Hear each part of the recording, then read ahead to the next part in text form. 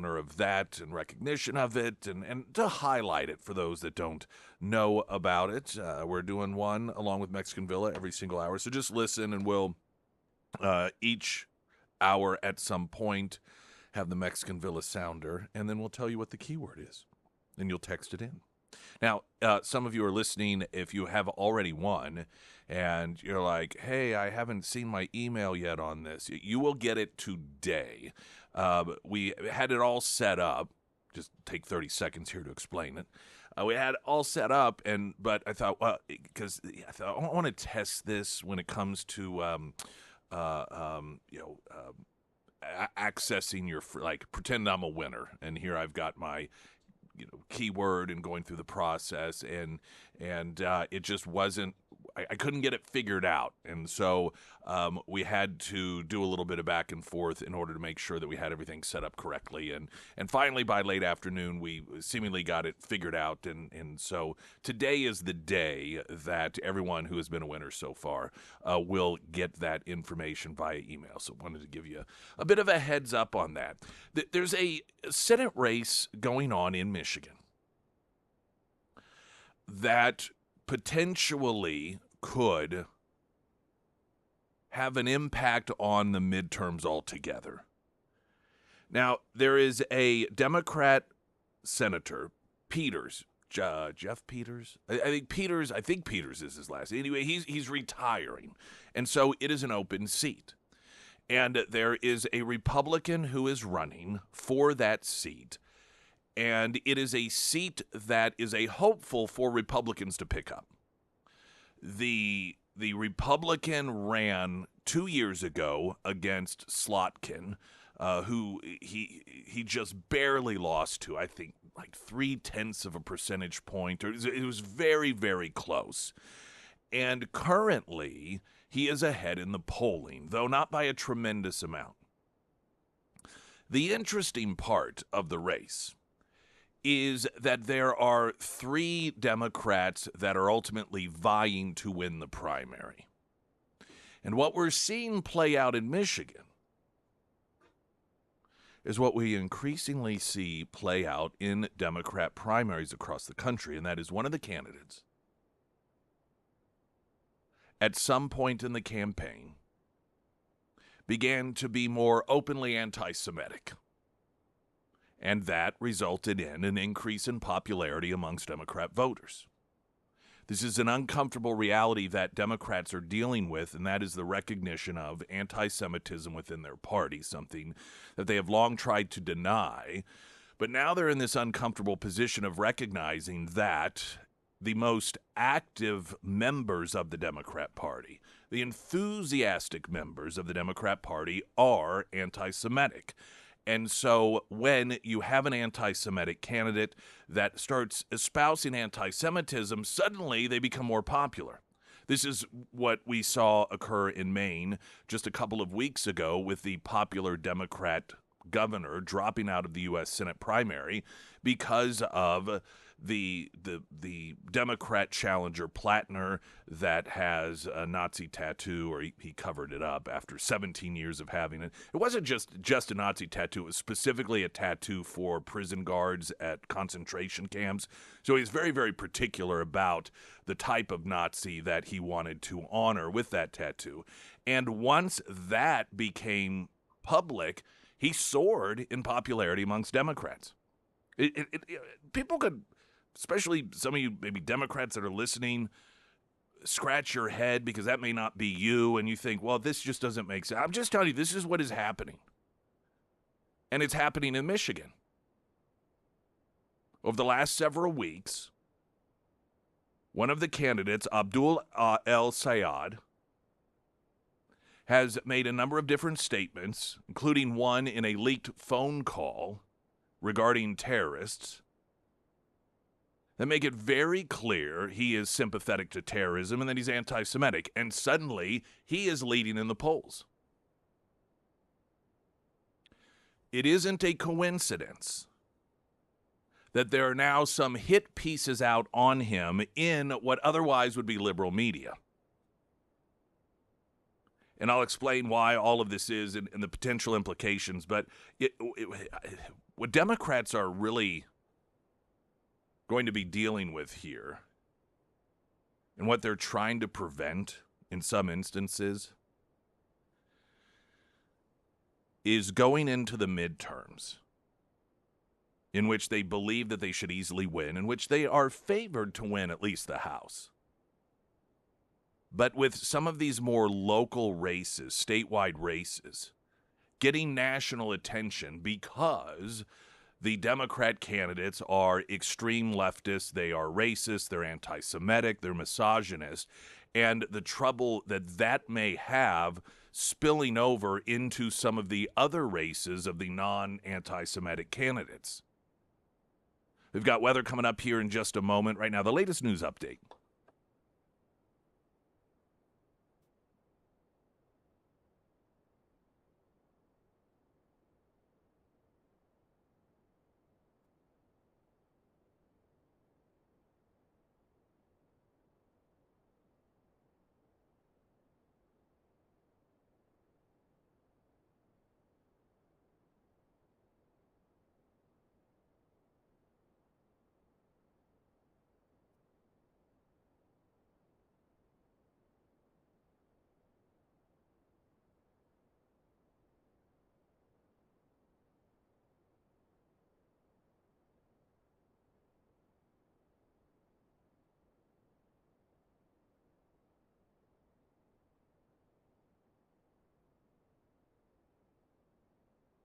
Oh, it's National Apple Pie Day, I just saw.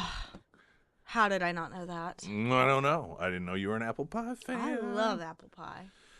You know who has great apple pie? Lots of places have great apple pie, but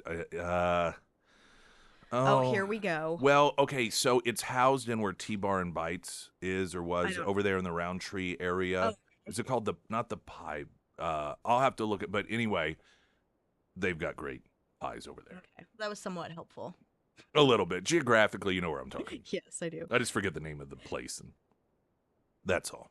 The first alert forecast from Ozarks First meteorologist Tom Schmidt, sponsored by St. Clair of the Ozarks Home Improvements. Today we'll see sunny skies with a high near 77. Tonight clear with a low around 51. For your Thursday, mostly sunny with a high near 79. And taking a look at Friday, mostly sunny with a high near 86.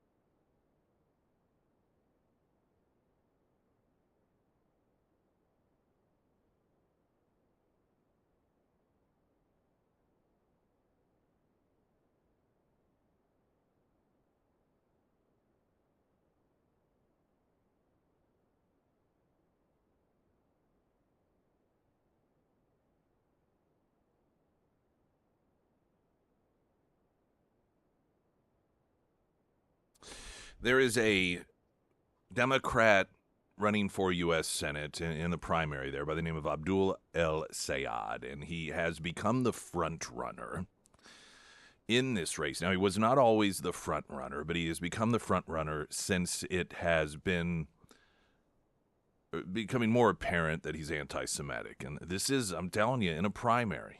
And some states may vary, but generally speaking, if you're a Democrat, you come out, you sympathize towards terrorism. October 7th, the Jews kind of had it coming. 9/11, we deserved it. We created terrorism. All of that sort of stuff. And you will win a primary for Democrats. And that is proving to be consistent, and this is no exception to that.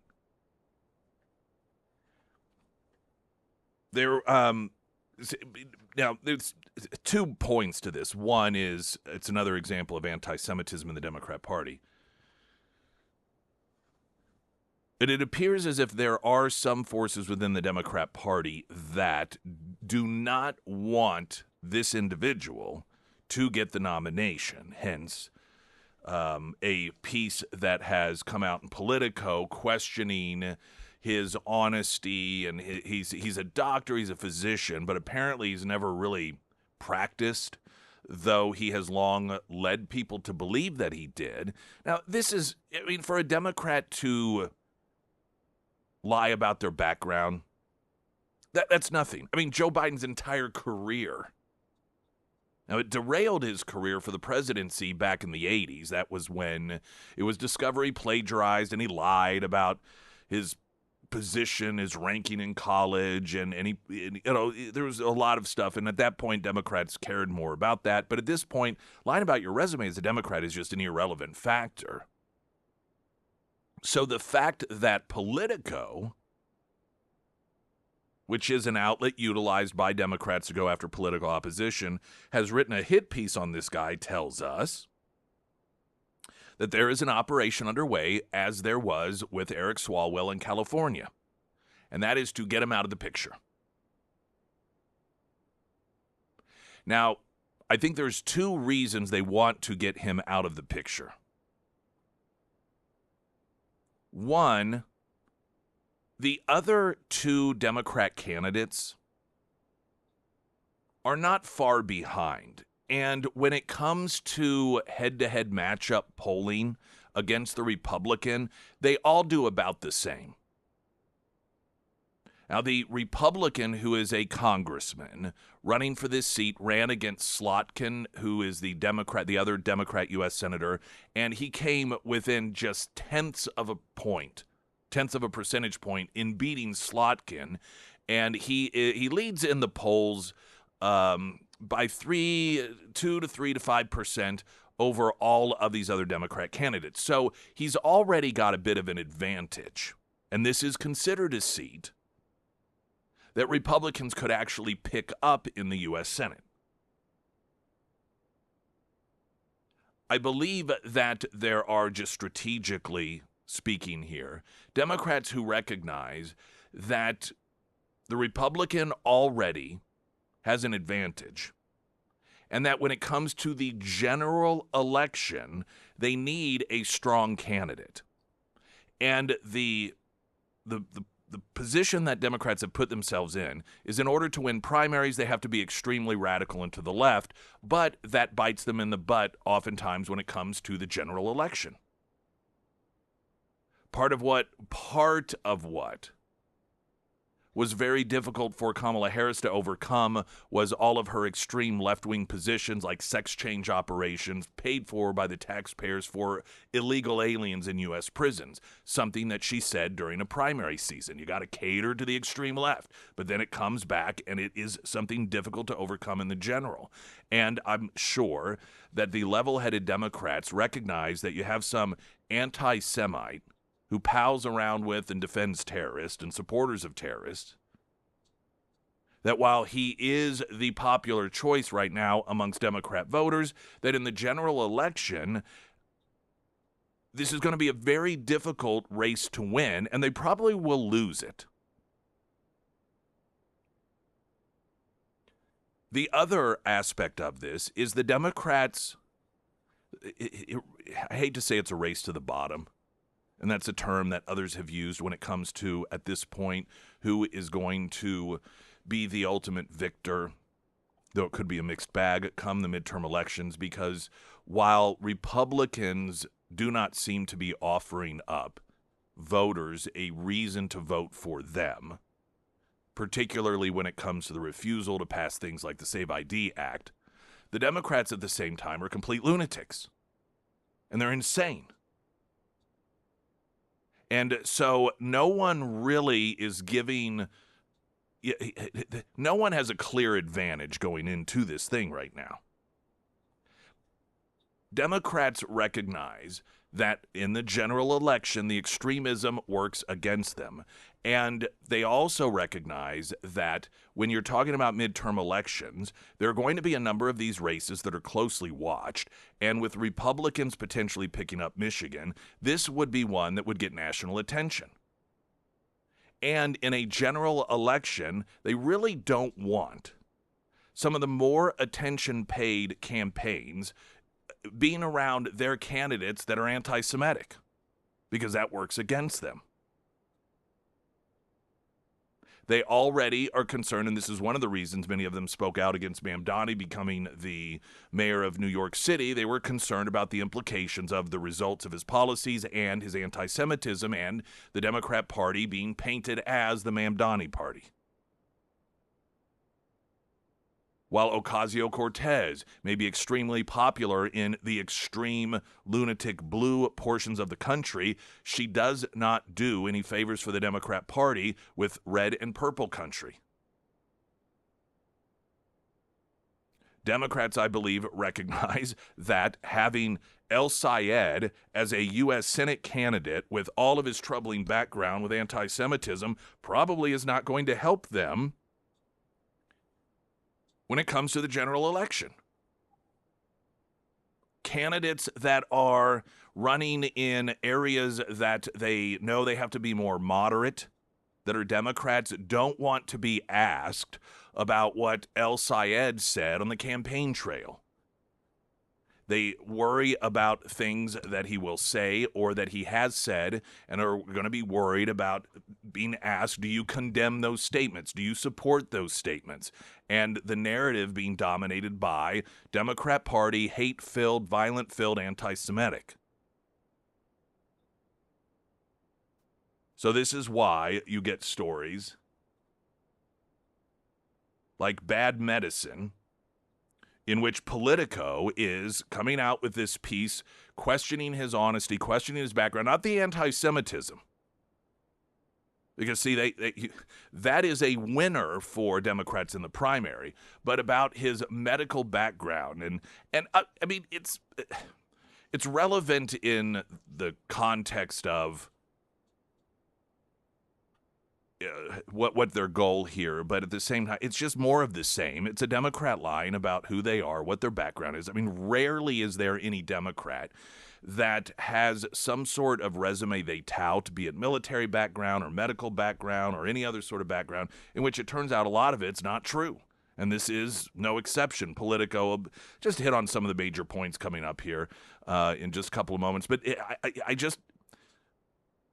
One, I enjoy watching this stuff play out. I enjoy watching them try to take out Swalwell. I enjoy now watching them trying to take El Sayed out, and how it is that, because most of the time Democrats, or Republicans rather, are on the receiving end of the backroom conspiring and planning stories in the media in order to try to alter the outcome of elections. And so these primary seasons in which Democrats are really relevant, it's just somewhat enjoyable to watch them do it to one another. Springfield's Talk 104.1, I'm Nick Reed.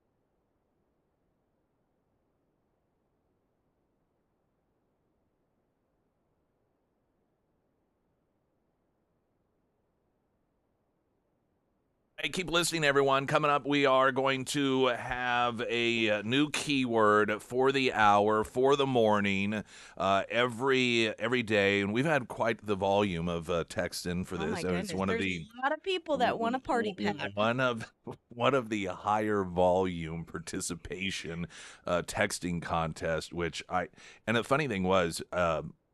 Someone had it. They're like, "Do you think we'll have a lot of participation?" I said, "Yeah, I think that we will," and that has turned out to be true. So it's a big Fiesta pack, feeds 12 plus, and it is available at all Mexican Villas. You can order online, and this is a time of year with end of school stuff. I keep mentioning graduation, but I know some kids just always have end of year parties and end of year get-togethers, maybe youth group stuff even at church. And these are so convenient and easy and quality. And so this is a great time of year to get you in the loop about their existence if you didn't know about them. So the big Fiesta packs, they're all taco centered and you can customize them. $99.99 a piece, feeds 12 plus, and we're giving one, or Mexican Villa is giving one away every hour during the morning show this week. Keep listening for that keyword for your chance to win.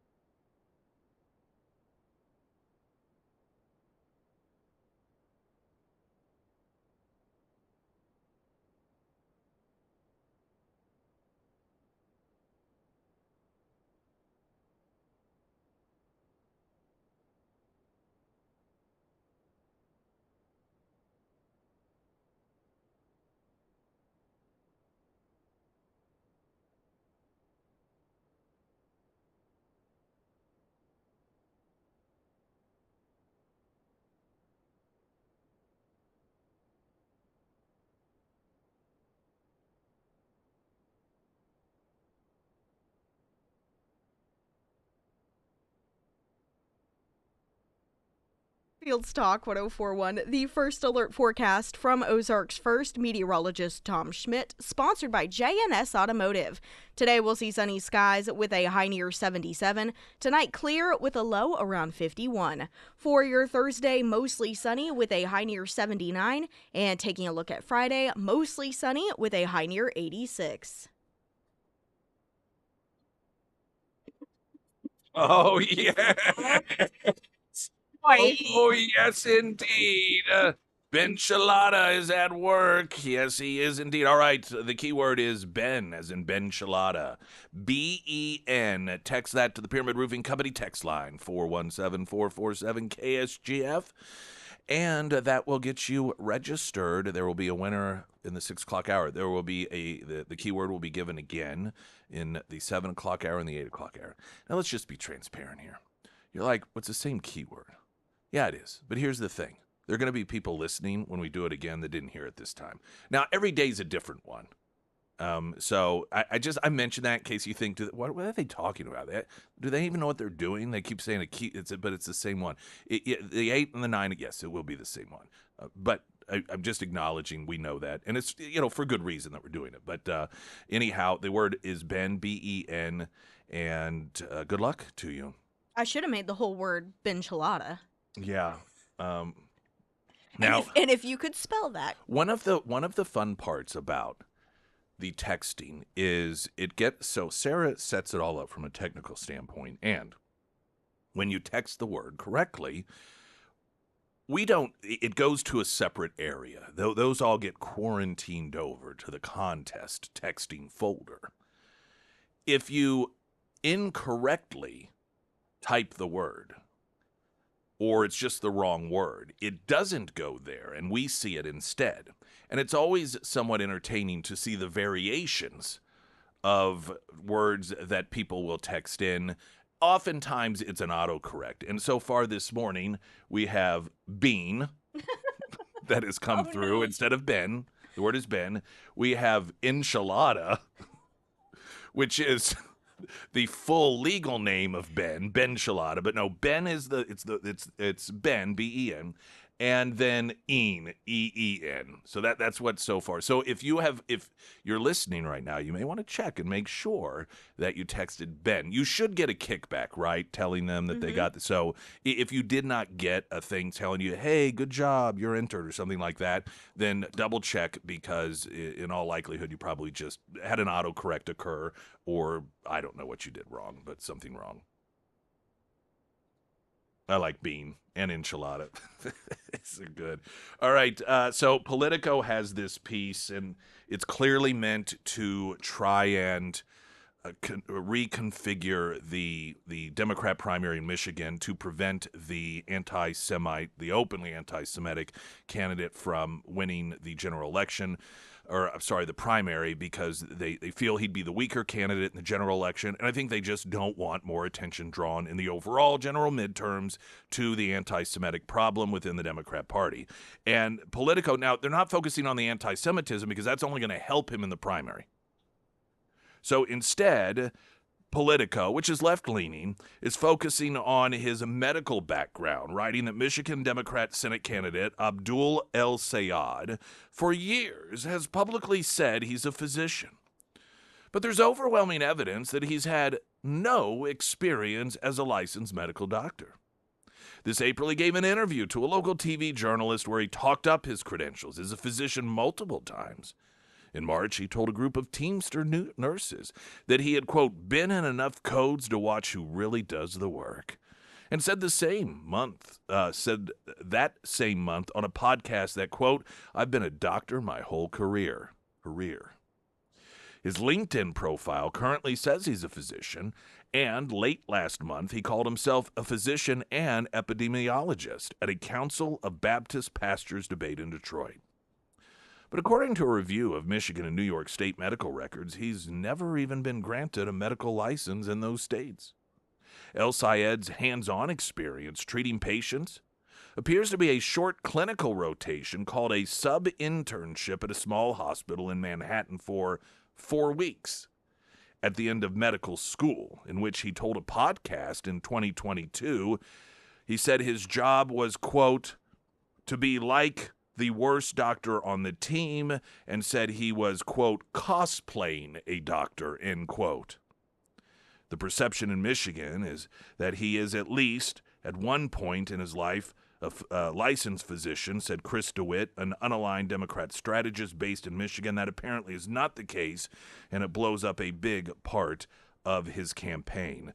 His history of suggesting to voters that he served as a practicing physician with examples stretching back almost a decade has muddled his personal history, adding confusion to his otherwise impressive achievements.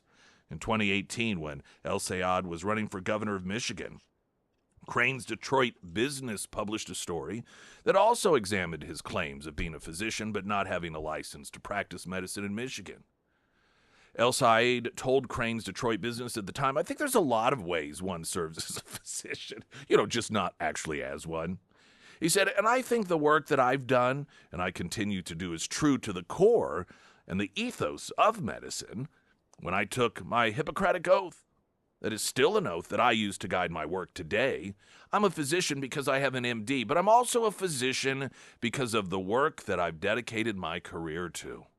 Yet El-Sayed has made his medical credentials a key part of his appeal on the campaign, often highlighting his background in medicine and as a physician, or not correcting people when they mention it. For example, when Bernie Sanders appeared with El Sayed last year at a Medicare town hall, the Vermont Independent stopped to remind the live-streamed audience why he was backing El Sayed, saying, quote, because there are no people in the Democrat caucus who are physicians, he said, while Abdul sat silently and not correcting him.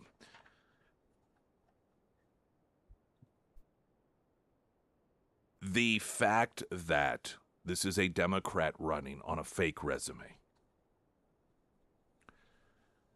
in and of itself is pretty standard. Anytime it's a general election and Republicans call it out, if they are asked about it, then the person who's asking is accused of using, quote, Republican talking points or MAGA talking points. The problem that this particular candidate has right now is that it's Democrats that are coming after him.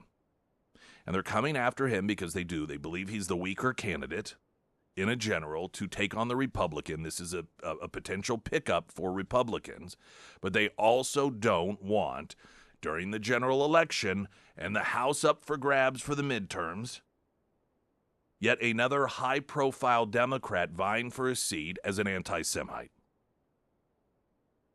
It is amusing to watch them operate to some degree in the form of denial, as if we haven't all figured this out by now. Springfield's Talk 104.1, I'm Nick Reed.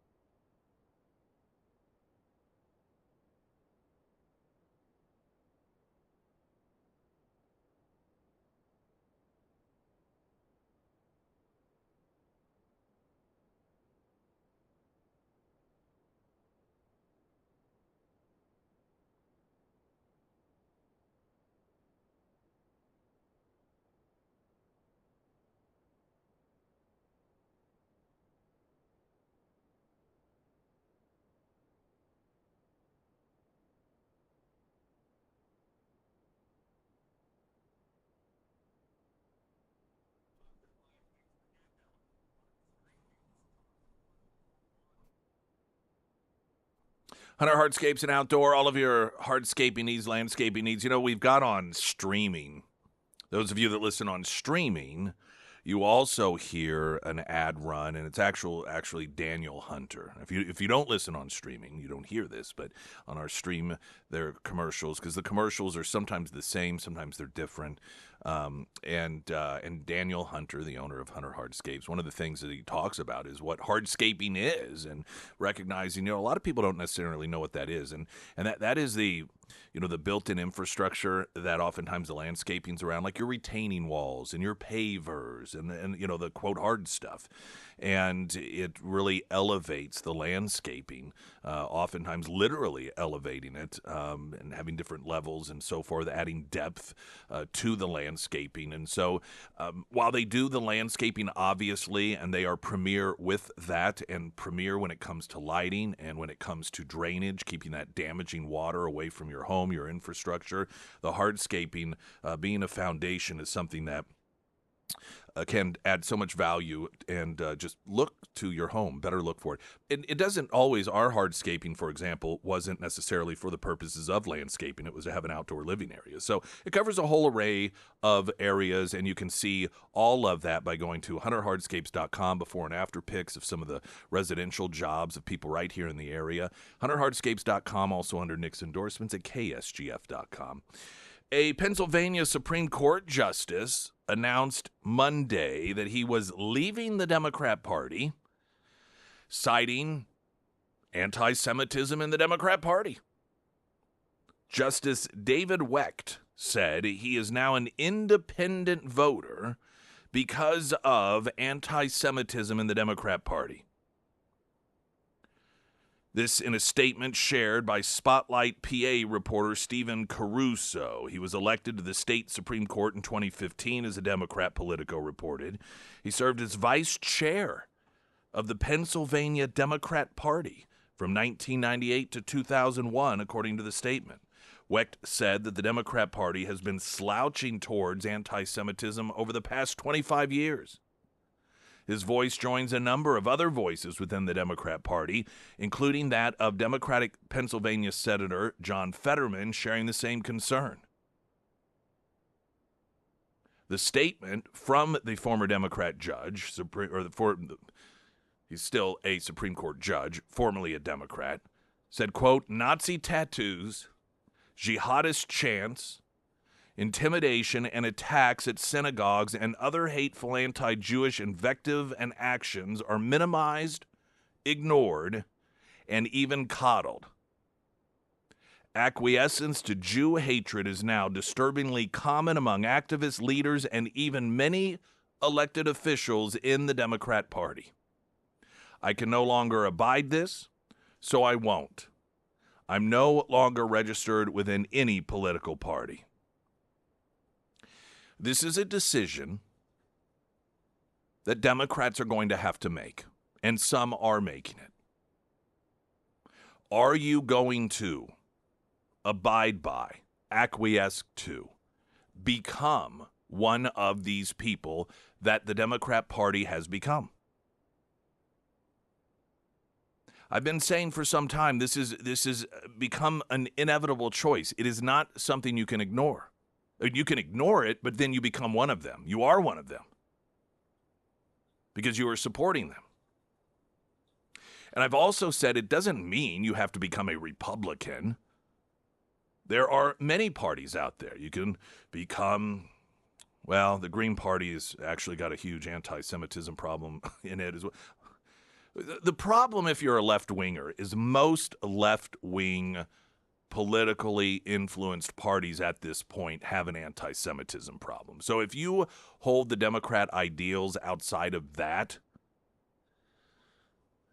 I don't know really where to tell you to go. I guess like this Supreme Court judge in Pennsylvania, you just become an independent, which is a viable and frankly, arguably, it's the most influential third party that exists, though it's not necessarily an official party. In some states, it's listed as an official party. Some people just see it as I'm unaffiliated, and that's when they hear the term independent, they don't even think of a political party. They think, I'm just not part of anything. I'm independent from political affiliation, and so that may be the route to go. And I feel the frustration of Democrats that aren't anti-Semitic. What do you do? Because you either join in the efforts of anti-Semitism and rising anti-Semitism, because in numbers come their powers. And so you may You may tell yourself and you may tell others, well, hey, listen, I'm not anti-Semitic. I'm a Democrat, but I'm not the anti-Semitic type of Democrat. Well, the problem is you give that power because you give it numbers, and the more numbers it has, the more power it has. That's just the reality of it. On the other hand, there's no place for you to go and support in terms of a political party that really promote your other values: big government, welfare state, soft on crime, open borders. And you feel somewhat abandoned. There is no place to go. But listen, you're not alone. Republicans who want a balanced budget, who want fiscal responsibility, who want voter integrity by way of the Save America Act or Safe ID Act, they also feel as if they don't have a home. While there may be a lot of Republicans that do believe in those things, the party itself is unfortunately being run by people who do not exhibit those same convictions. And so it's it's the same in the sense that as a voter, the party is being led by people that have certain belief systems that are contrary to you, and unfortunately they're leading the party. Now, the difference is for Republicans, it's about spending. For Democrats, the problem is the Jews, and the party's being led by people that don't like them so much, all the way down the other end of the spectrum. They want them completely eliminated and just finish up what Hitler started. Springfield's Talk 104.1. I'm Nick Reed.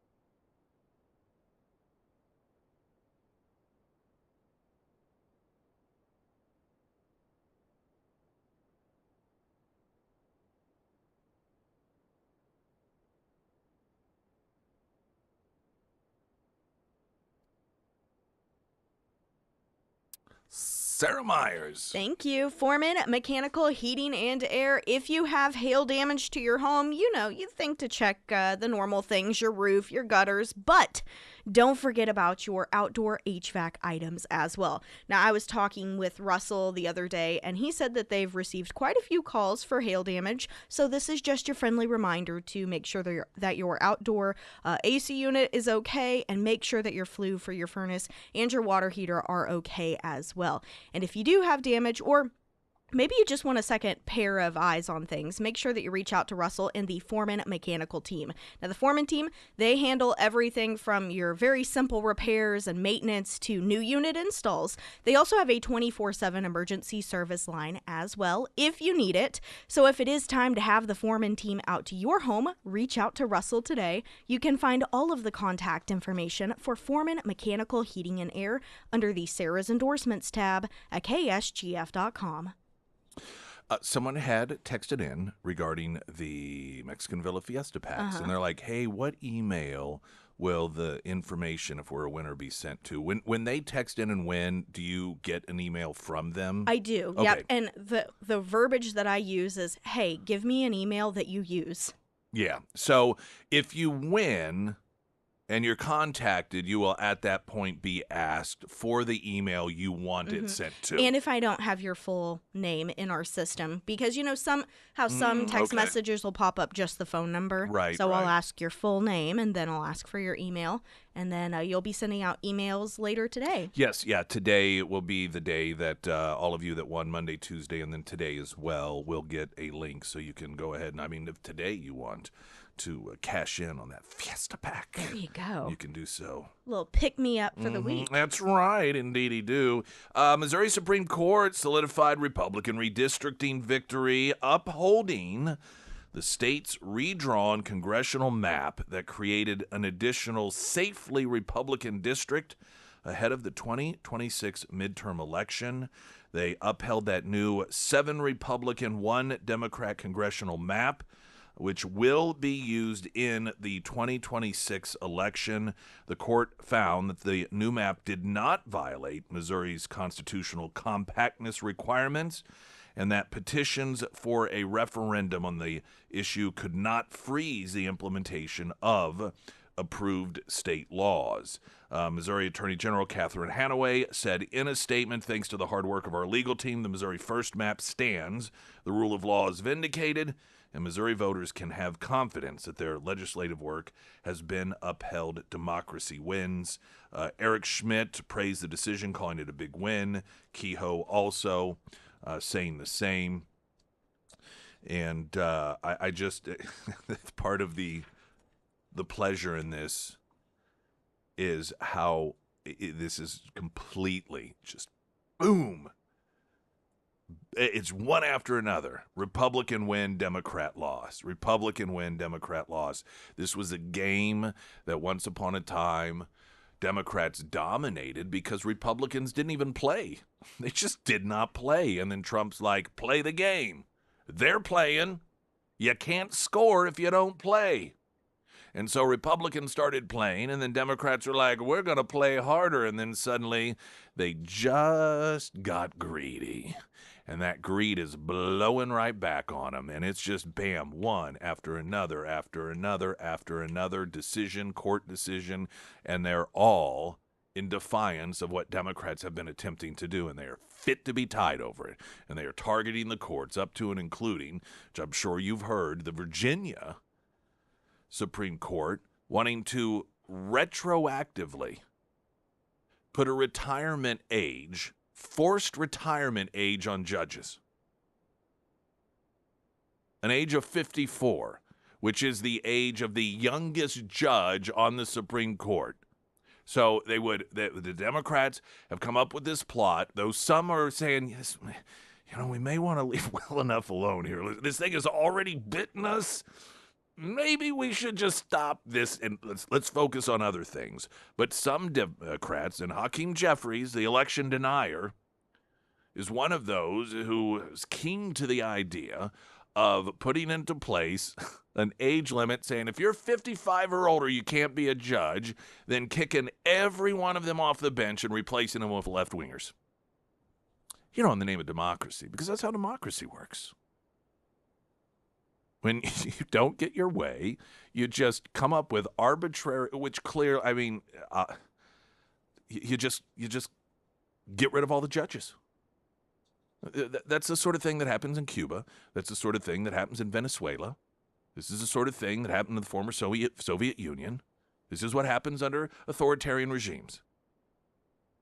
This is the sort of thing that we were told, and we've always been told America would look like under President Donald Trump. Yet, lo and behold, yet again, the party of projection, the projection Democrats, are the ones threatening to wipe out entire courts if they do not rubber stamp their demands.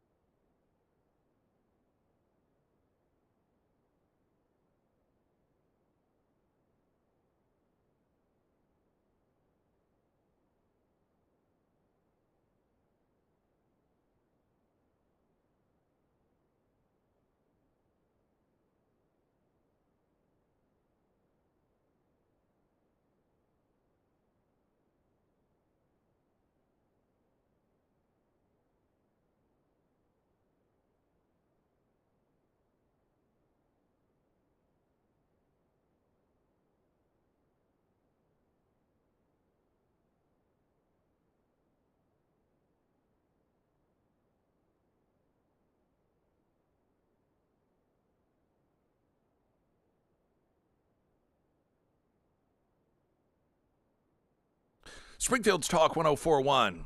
Hello, welcome everyone. My name is Nick Reed. Hour number 2. I want a great homeloan.com. If you want a great home loan, that's the website. I want a great homeloan.com. It's pretty easy to remember. If you forget it, don't worry. KSGF.com, Nick's endorsements. You can find it there. And that is your go-to place when it comes to home loans, when it comes to refinancing, when it comes to reverse mortgages. Maybe you just need a second opinion. It's not a bad idea when you think about it. Oftentimes, if you're buying something that is a pretty large ticket item, maybe mattresses, you oftentimes check more than one place. If you are looking for a new vehicle, you oftentimes check more than one place. If you are looking to get a new TV, oftentimes you check more than one place. Sometimes just because you are wanting to check out the different products themselves, but oftentimes pricing. Or what you'll do is you'll find one you like, and then you'll get online and you start checking around, seeing if you can find it for a better deal and so forth. Yet how many people, when it comes to home loans, the single largest purchase that a person is going to make in their life, and you're just like, oh, I don't need to shop around. Does that really make sense? We would shop around for something that costs $200-$300, but not something that we're going to be paying for 15, 20, probably 30 years. So I recommend it. You know what? Even if you start with iwantagreathomeloan.com, go ahead, check someone else. And listen, you never know what you're going to find. But then you'll know you got at least 2 or 3 opinions. My recommendation, however, and who I have used, is iwantagreathomeloan.com, because you do. And like I said, under Nick's endorsements at KSGF.com. The Pyramid Roofing Company text line. Let's see, using, no, that's not the one. Oh, so we were talking about how the Democrats, their pro-democracy, save democracy approaches when they don't get their ways, threaten to completely get rid of every judge in a Supreme Court and replace it with judges that are members of their political party and will rubber stamp their legislation and their attempts. And this is what has happened in Virginia. They went to the Virginia Supreme Court when it came to this redistricting thing, which virtually all objective scholars, even those on the left, noted. They're like, this is probably going to get rejected because they clearly violated the law. In order to have a referendum of the type that they did, there were certain things that needed to occur, certain things when it came to legislative sessions, certain things when it came to timing, and they just ignored those things. So it was pretty clear cut, just from that alone, aside from the fact that the wording on the ballot straight up asked, do you want elections to be fair? If so, vote yes. Now, it wasn't that exact word for word, but it put it in the context of bringing fairness to elections. Well, for crying out loud. Any normal, objective person, even without a law degree, recognizes that that is a biased form of wording meant to suggest that there's a right answer and there's a wrong answer. I mean, who doesn't want fairness, right? So the Virginia Supreme Court, of course, no, this doesn't work. So what is their answer? Well, we'll just pass some law that says once you turn 54 years old, you have to leave the bench. And every one of those Supreme Court justices was 54 or older. And then they're going to replace them. Now, it looks as if they're probably not going to go forward with it because there are some Democrats that are influential in the party that recognize, guys, this is not working in our favor. And this is just not a good fight for us. It's not a good look for us. Text message coming in. Tell about how Dems, 1, sent appeals to the wrong court, and 2, how they misspelled Virginian senator on the appeal. Bunch of clowns. This is true. This is the Attorney General of Virginia. This is the same Attorney General that had fantasized about his political opponent's family, children being murdered. And because he's a Democrat and the Democrat Party is the party of violence, that was enough to push him to victory. Democrats get rewarded for calling for violence, fantasizing for violence, and this is the top law enforcement officer as Attorney General in the state of Virginia. One of the initial filing to the Virginia Supreme Court that, of course, would be rejected, it misspelled the word Virginia and senator, which, on one hand, you think, well, typos happen, but it's like, really? You're sending documents, you're sending official documents to the Supreme Court of your state, and you can't use spell check? And these are pretty important words also. We're not talking about it. But then, even more ridiculous, the appeal to the Supreme Court, asking them to overturn the Supreme Court of Virginia's ruling, and so the appeal is going to go to the Supreme Court of the United States. He accidentally sent it and filled it out to go to the Supreme Court of Virginia. And one does begin to wonder, was that a typo, or does this guy really think that's what was supposed to happen?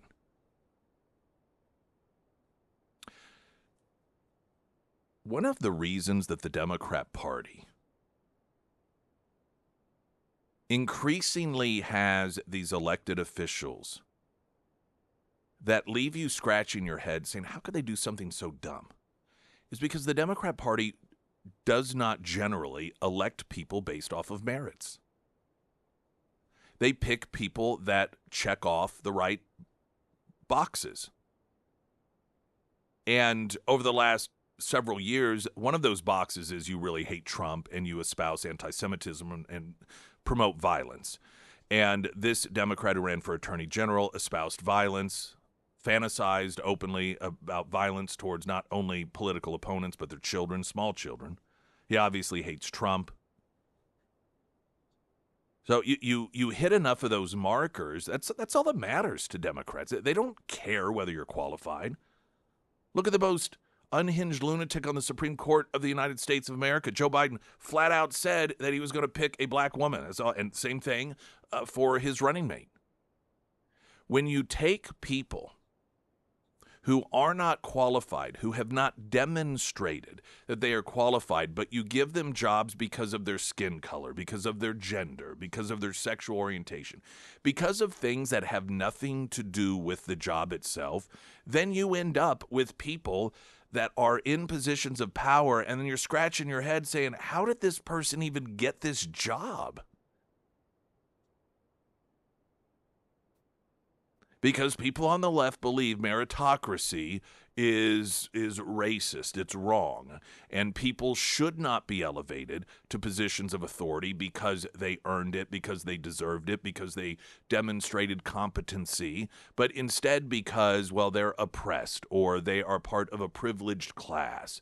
They are a favored class. And so then, much like prom king or prom queen, we just vote on the person that we feel is the best combination of character traits that we really, really like, none of which is merit-based, of course, and then they get put in positions of authority. And that's how you end up with these people that seemingly would at least have the ability to string sentences together or spell the name of their state correctly or know which Supreme Court to send briefs to.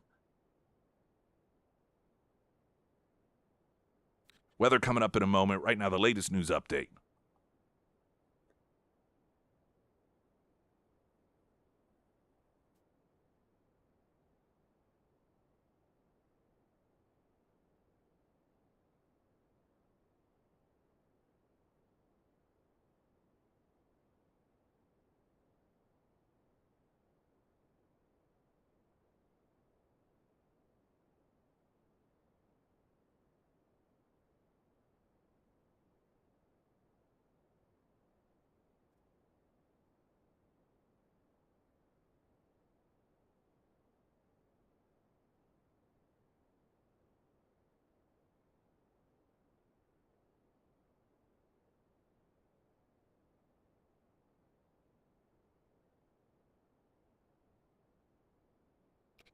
The first alert forecast from Ozarks First meteorologist Tom Schmidt, sponsored by St. Clair of the Ozarks Home Improvements. Today we'll see sunny skies with a high near 77. Tonight clear with a low around 51. For your Thursday, mostly sunny with a high near 79. And taking a look at Friday, mostly sunny with a high near 86.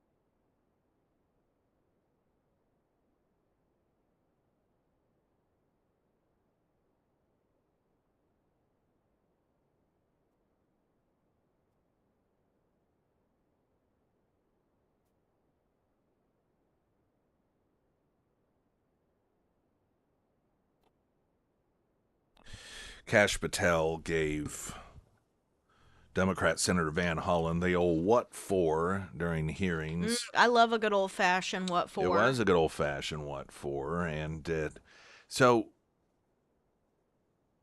there was a piece in the Atlantic and some others as well. Of course, all anonymous sources say that Kash Patel has a real drinking problem.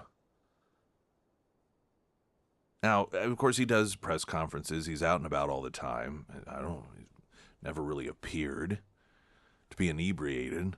I haven't ever seen that. Not like Nancy Pelosi, for Pete's sake, or Kamala Harris. I mean, those are two gals that clearly at times are being affected by something, whether it's alcohol or...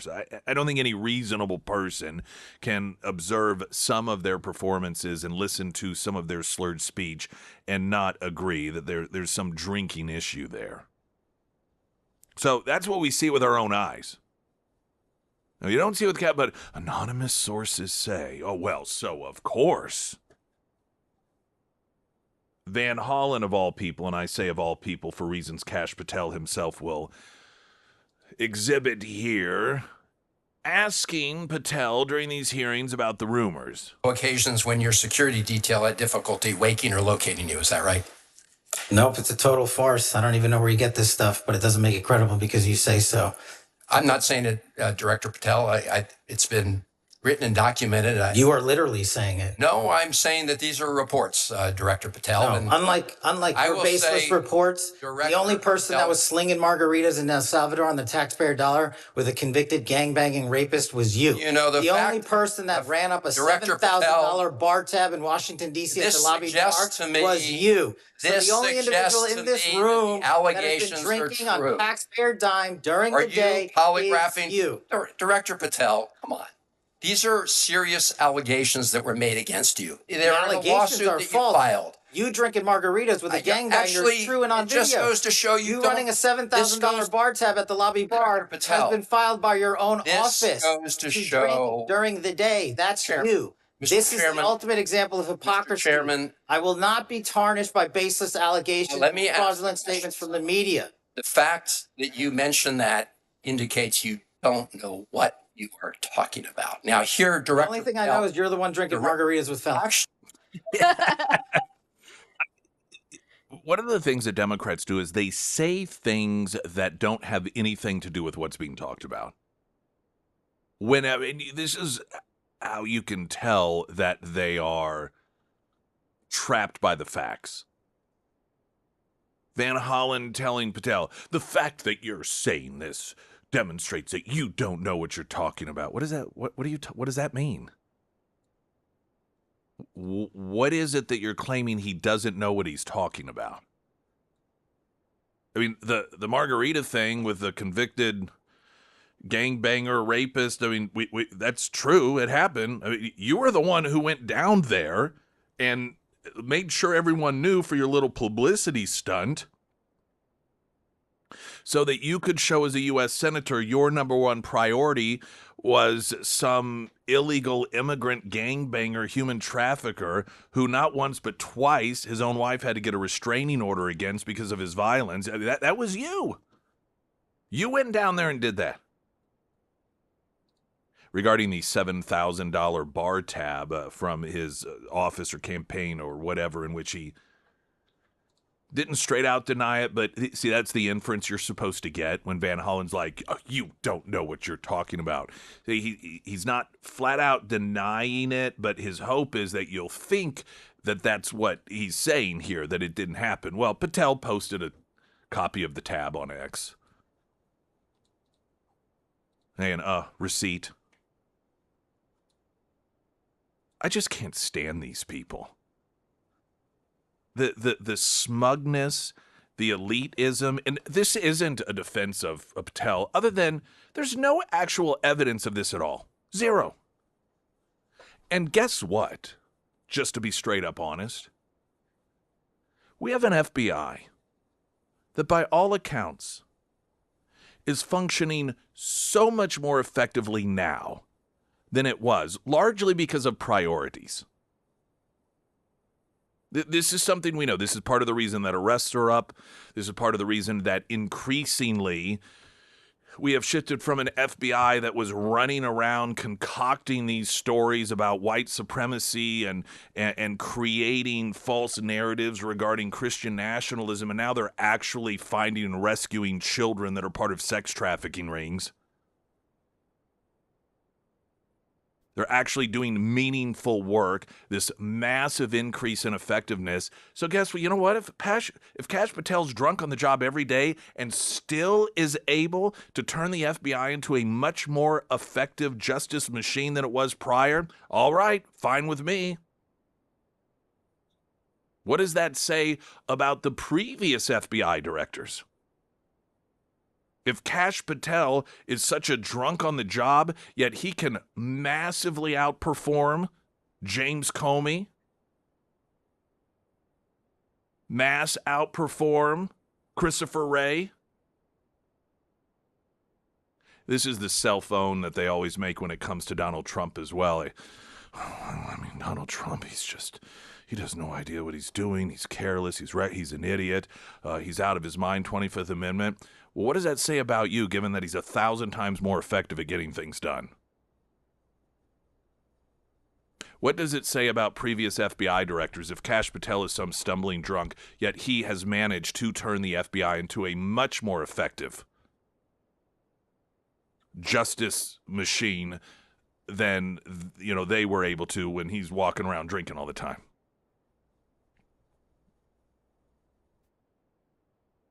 And when you have Nancy Pelosi, that rarely seems like she's not drunk.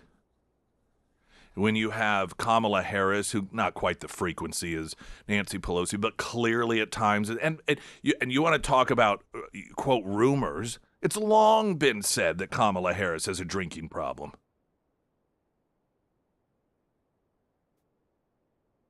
These pathetic,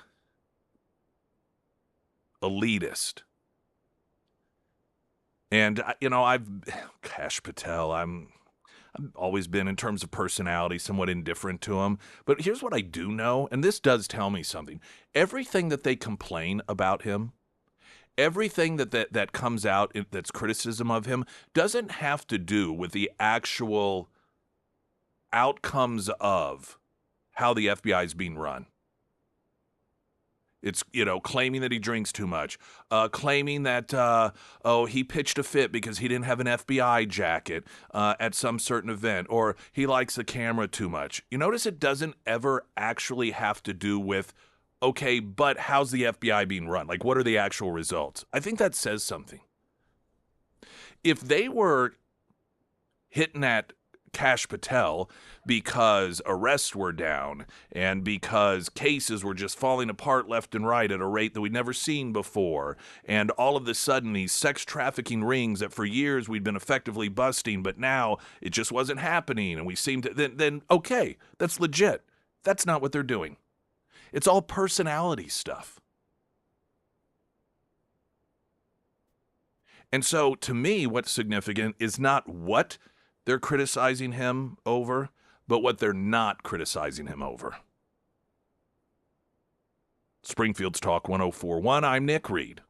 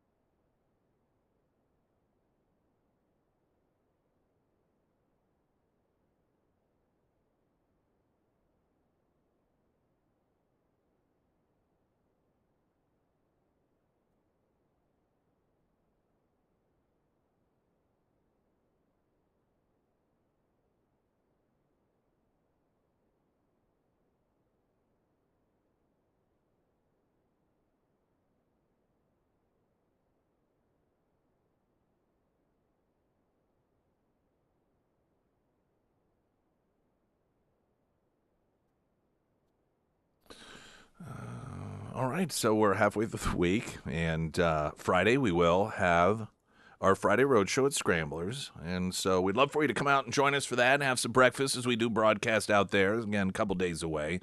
What to expect weather-wise over the next few days, we'll have that coming up here in just a couple of moments. Let's jump over and get the latest traffic.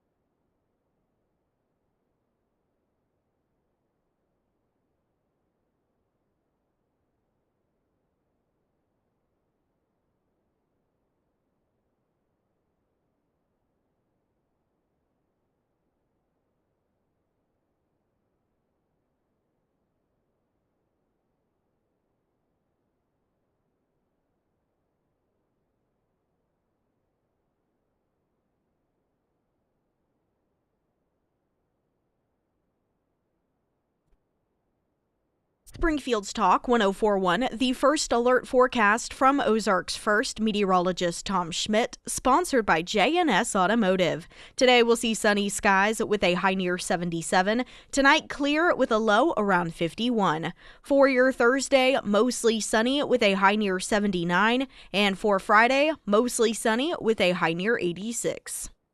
I thought I'd read something that Chad posted about Emily Johnson, House Theory Realty. First, he noted he can't say enough good things about her. Noting we were in the market for such a long time, and Emily, she was patient, helpful, and went far beyond what any other realtor we've worked with has gone to make sure we got into a great home. She helped find the right contractors, get our place updated, made the paperwork a breeze. She negotiated hard when we needed it, and she got us a great price on a home our whole family loves. Thank you so much, Emily. If you haven't, well, maybe even if you've ever purchased a home or sold a home, but you've just done it once and you haven't had an opportunity to compare and contrast, you may not realize that not all realtors are equal.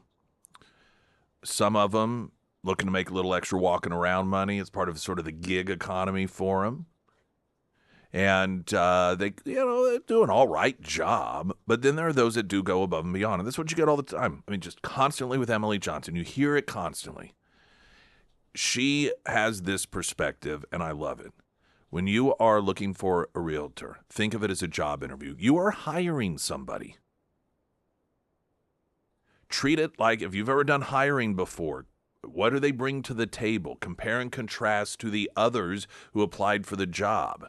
Just sitting down and meeting with the people, say 2 or 3 of them, that by itself oftentimes gives you some sort of intuition as to whom it is that you believe is going to be the best for you. And so that's a recommendation that I think is a fantastic idea, because you are talking about selling your home or buying a home. That's major stuff in your life.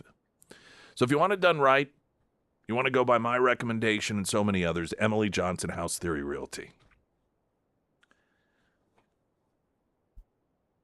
I want to share with you a story from the New York Post that is, it's awful. It's bad.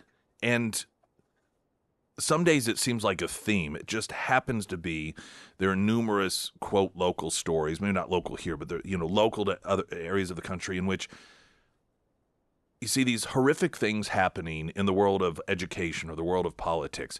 And some days it's like, every one of them is a Democrat. But I'm telling you, it isn't to say that there aren't bad Republicans and Republicans that do bad things. But the Democrat Party just seems that there's zero standards. Zero standards. From the New York Post. A special education instructor that has been placed on paid leave for allegedly abusing an autistic third grader has just been elected president of the Seattle Teachers Union. Yes, you got the order of that correctly. This is not someone who was elected and then was accused of abuse. This is a person that has been dealing with serious, credible abuse allegations that then ran and was elected to be the teachers union in Seattle, or the president of the Seattle's Teachers Union. Her name, Ibajoke Adawu Holiday, a former Black Lives Matter organizer and special education teacher at Rising Star Elementary, won the election to lead the union representing 6,000 staffers in the Seattle public school system. The educator rose to the top in spite of the disturbing allegations against her.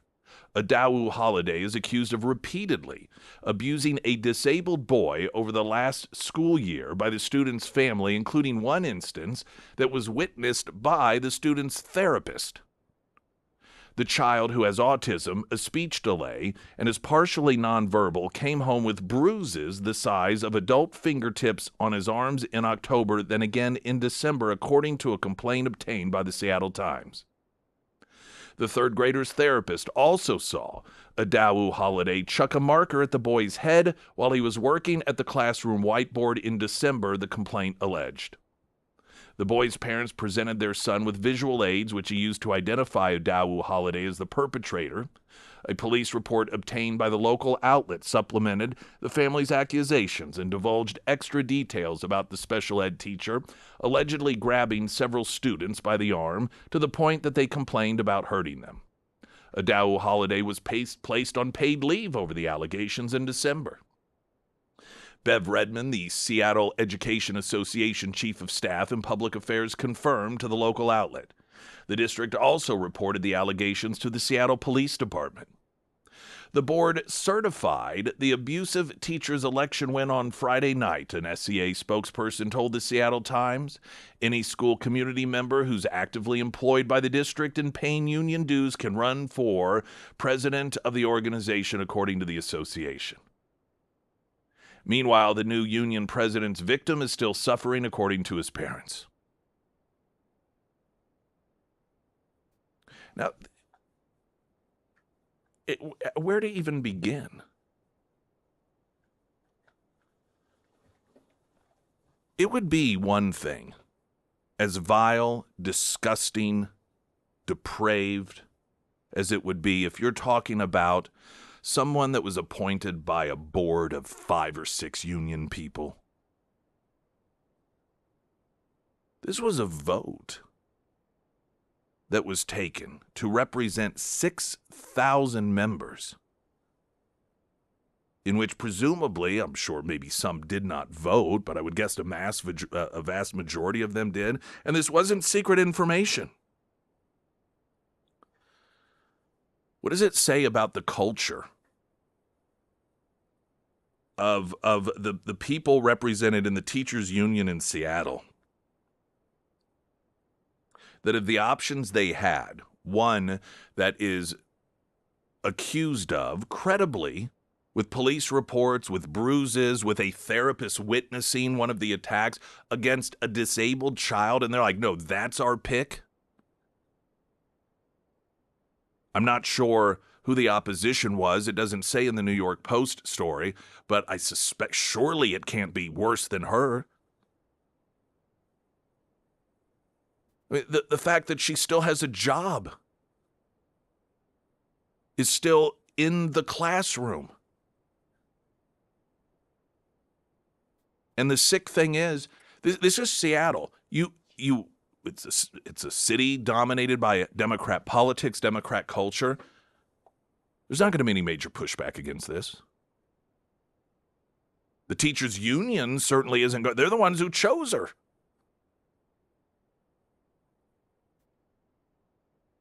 Increasingly, I've found myself thinking it may be beneficial with all of this gerrymandering that red states become 100% red, blue states become 100% blue, and just really get that separation.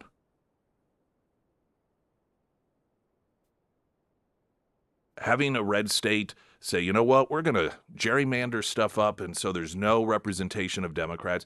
And then, you know what, maybe some Democrats will be like, you know what, I'm going to move to Seattle. That way, people who want to live in states that have massive corruption, that elect union leaders who abuse disabled children, that promote anti-Semitism and terrorism, that promote eliminating an entire Supreme Court because they don't rubber stamp a Democrat decision. People who want that, they can go to those states. People that want less government, believe in families, believe that parents should raise their children, that don't believe in sex change operations for 8-year-olds, that believe in protecting girls from men in sports, men in the locker rooms, men in the bathrooms.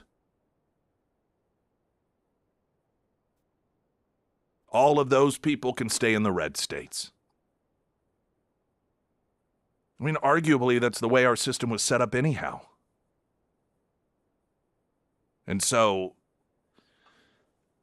we have this instinct in us that we don't like the idea of a state being solidly one or the other because of the way districts are drawn up. But maybe it's a good idea. Maybe it's a good idea to say, you know what? This is who we are. It's who we're going to be 100%. And if you aren't one of us, there are states in which all your belief system is fully in charge. And let them go. I'd pay for their tickets. Springfield's Talk 1041. I'm Nick Reed.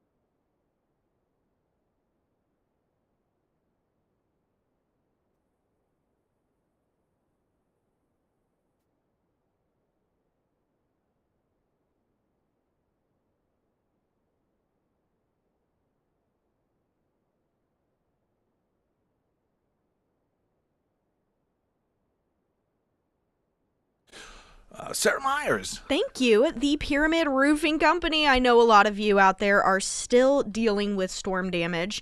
If you are currently in the market for a roofing company, I would love to recommend Josh and his team over at the Pyramid Roofing Company. They offer financing for the deductible, and they will also be out there for the adjuster meeting if you want them out there. Now, some people, they like to opt out of this, but for others, it just gives a little extra peace of mind.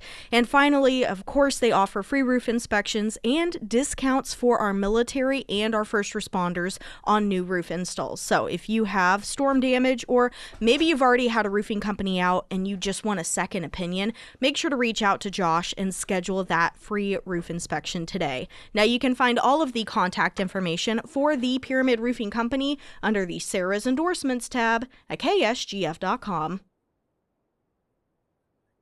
Oh, yes, it's happening, everyone.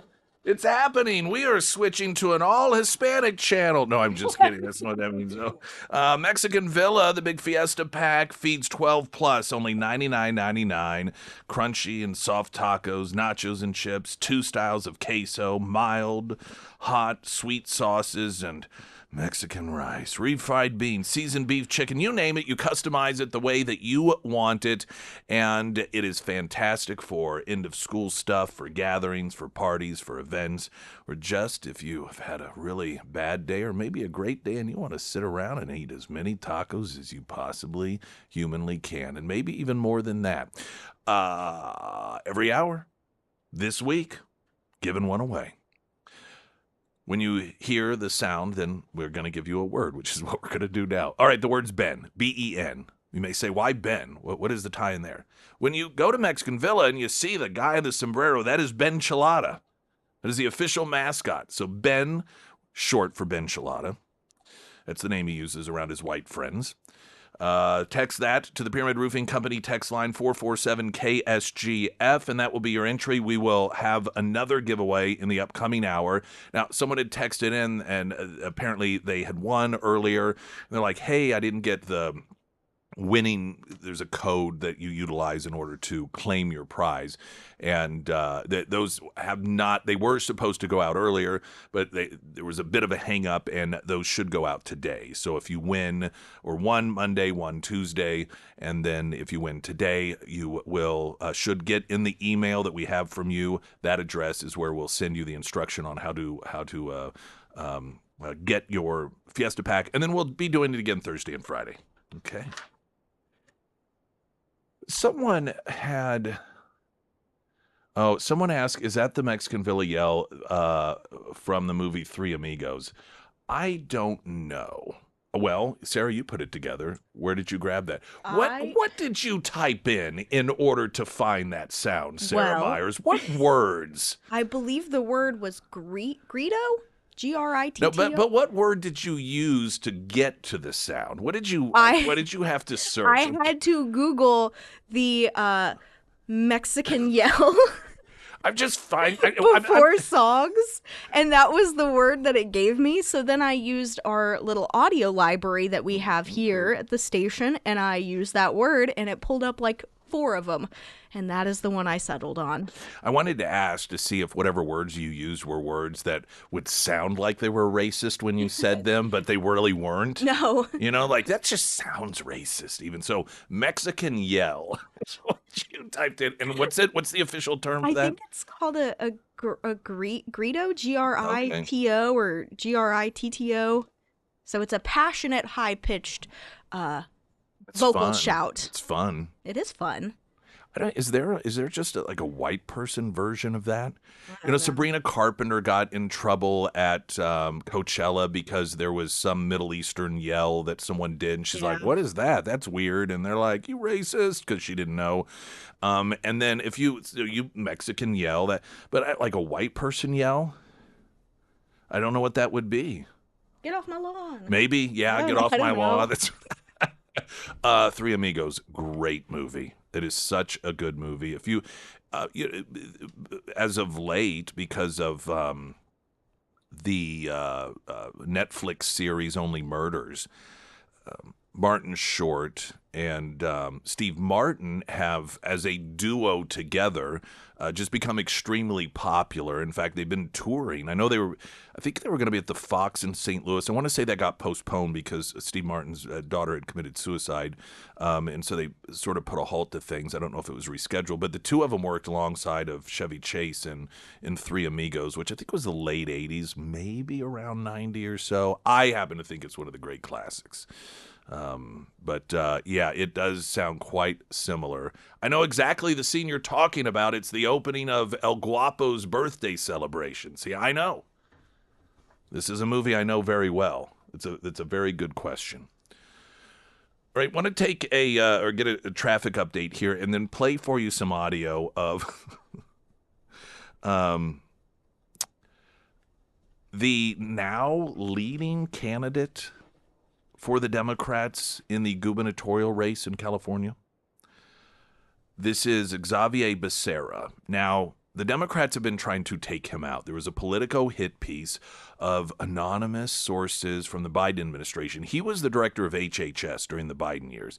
And there were like 6 different sources talking about what a loser he was, how he was incompetent, how he had no clue what he was doing, that in meetings with Joe Biden, he was the one that appeared as if he was lost and confused. Now, how about that comparison?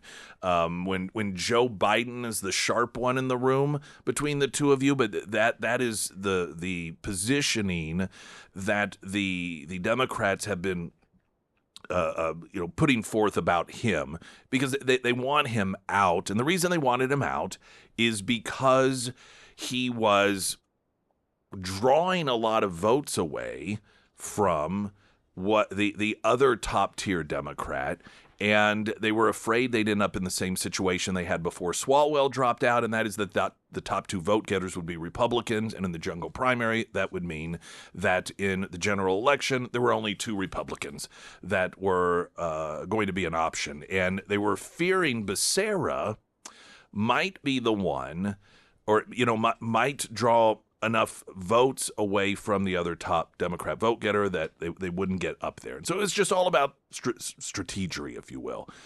But like always happens with Democrats, the dumber they are exposed to be, the more they're liked. And all of a sudden, Becerra is doing very well. But I want to share with you an interview he did, a local interview, to show what I was talking about earlier. When you take people who do not earn positions and put them in positions, and then suddenly you're asking them questions and you're thinking, who is this person? This person seems like an idiot. So we'll have that next. I'm Nick Reed.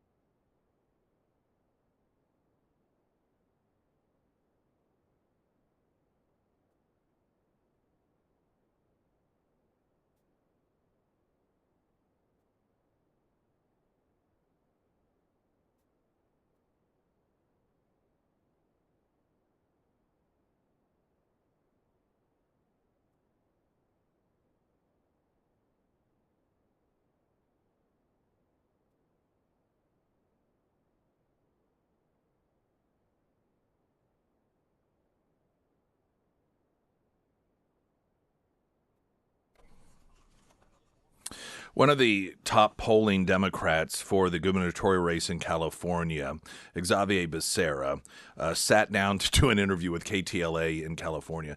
And aside from being he was Health and Human Services Director under Joe Biden, he was also Attorney General for California, just like Kamala Harris. So this gives you a sense of the level of intelligence required to be Attorney General in California. And here is the first part of his sit down with this local interviewer in California. By the way, this is a profile piece. This is not a gotcha piece, right? Well, look, I think these questions are fair. It's in order to learn about you as a candidate. So long as it's about the profile. I don't know how you define profile, but I'd like to begin the interview. The way I describe profile is you talk about all the things that I've done, things I want to do, and along with some tough questions, but not only tough questions. These Democrats, particularly that are in all blue states, they are so used to absolutely everything being canned in theater. So he's like, now, just so you understand, this is what I understand this is supposed to be like. She asked him some questions about his time at HHS during the Biden administration as well. During your time as HHS secretary, a New York Times investigation found the health department couldn't find some 85,000 children it had released. That's not accurate. What you just read is not accurate. First, that's what I'll say, because it was never the case that we could not find kids. You're essentially, I don't know if you got those talking points from Donald Trump. It's from a New York Times article. That's not what the New York Times article said. The New York Times said that individuals, the children and their sponsors, did not respond to calls. They didn't say we couldn't find kids. Working overnight in slaughterhouses, replacing roofs, operating machineries in factories, children as young as 14 years old. That part occurred after these children had left the care of Department of Health and Human Services. To let these children go into those individual sponsors in their responsibility. Some of these kids, probably because they needed to earn some money, started working in places that were very exploitive. Well, they just needed jobs, that's all. That's why I had to work around dangerous machinery. I mean, my goodness gracious. This guy was Attorney General of California. He was head of Health and Human Services during the Biden administration. And he could be the next governor of California.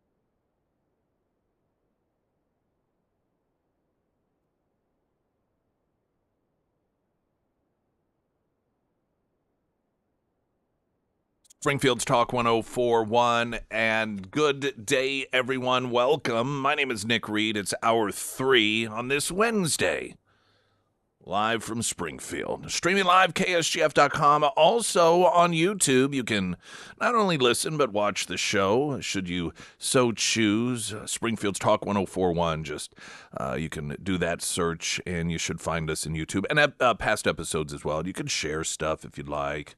And then Spotify, iTunes, we've got the audio there in podcast form, as well as the app and KSGF.com. That app is handy to have to listen live, to listen to podcasts, also to easily send text messages to the studio. There's a text the studio or message the studio button. Boom, you hit that and you put in your message and it gets directly here. We were talking as we've been playing this week, the Mexican Villa Sounders. We give away these big Fiesta packs all week long in honor of area graduations, and talking about the Mexican yell, and then I talked about the Sabrina Carpenter getting in trouble culturally because at Coachella there was someone that did some sort of yell from the audience, and she's like, "What is that? That's weird," and it was some sort of Arab cultural yell, and like, what is the white yell? And a number of you had texted, and you're like, "Well, it's yeehaw," you know that. Well, that. But do you think that? I mean, that's definitely Southern. But do you think people, if you ask people in Boston, they would think yeehaw? I don't know. Yeah, I don't know. But this is the thing. Despite what people on the left want you to believe, and they complain and gripe, like, oh, there's no real culture and diversity in America. One of the things that people who visit, particularly from Europe, note is how vastly culturally diverse this country is. And it's really interesting if you follow or happen to come across people from Europe who come to the United States and really visit as much of the United States as possible, not just hit a few hot spots, but get through the Midwest and the East and the South and the North and the Northeast. And they oftentimes note, if they lived in America, they would never travel outside the United States because they wouldn't have to, because there is so much culture versus other countries. And people here on the left in particular are very ignorant when it comes to how culturally diverse we are compared to other countries. They think because, in their minds, Europe and France, and they're so culturally diverse. But most places you go in France, most places you go in the UK, most places you go in Germany, it's you're going to have some variations, but it's pretty French, it's pretty German, it's pretty English, it's pretty, but here the differences between Boston and Lubbock and Seattle and Detroit and Miami, Florida, are some of the straight up. I mean, you have Cuban communities, you have Korean communities, you have Vietnamese communities, you have Amish communities. I mean, you have representations, culturally speaking, of virtually every single part of the globe in the United States. Ronald Reagan had remarked, I think it was to Nancy Reagan, about the Olympics, and I'm not sure if it was his observation from television or if he had attended maybe some opening ceremonies, and he had noted that one of the aspects that separated America from the other countries is when France came out, they were virtually all white people, and England, same thing. Anytime you had Chinese athletes, they all were visually Chinese. But then America, and you had white people, you had black people, you had Asian people, you had Hispanic people, you had a mixture of all of these other countries. And it's so counter to what people here in the U.S., particularly, again, Democrats and people on the left, want us to believe. That they project in this odd way what they think other countries are, that they admire, actually are character traits that we tend to have, and the character traits that they inaccurately believe that we have, and that's sort of just monolithic in terms of culture and not a lot of diversity, is actually more in line with some of the European countries or Asian countries that they have such admiration for because, their culture's so amazing. It's just an interesting observation. And like most things with people on the left, they are completely 100% wrong about their perspective on things. Latest news update.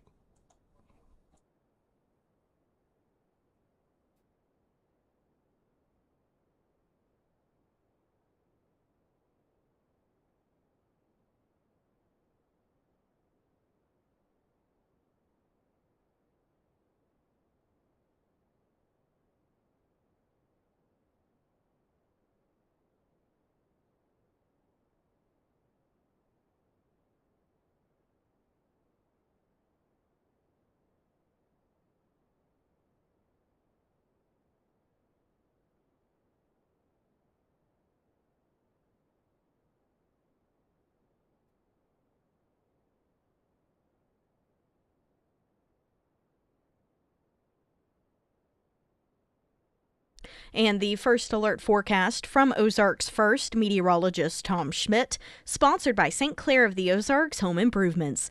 Today we'll see sunny skies with a high near 77. Tonight clear with a low around 51. For your Thursday, mostly sunny with a high near 79. And taking a look at Friday, mostly sunny with a high near 86.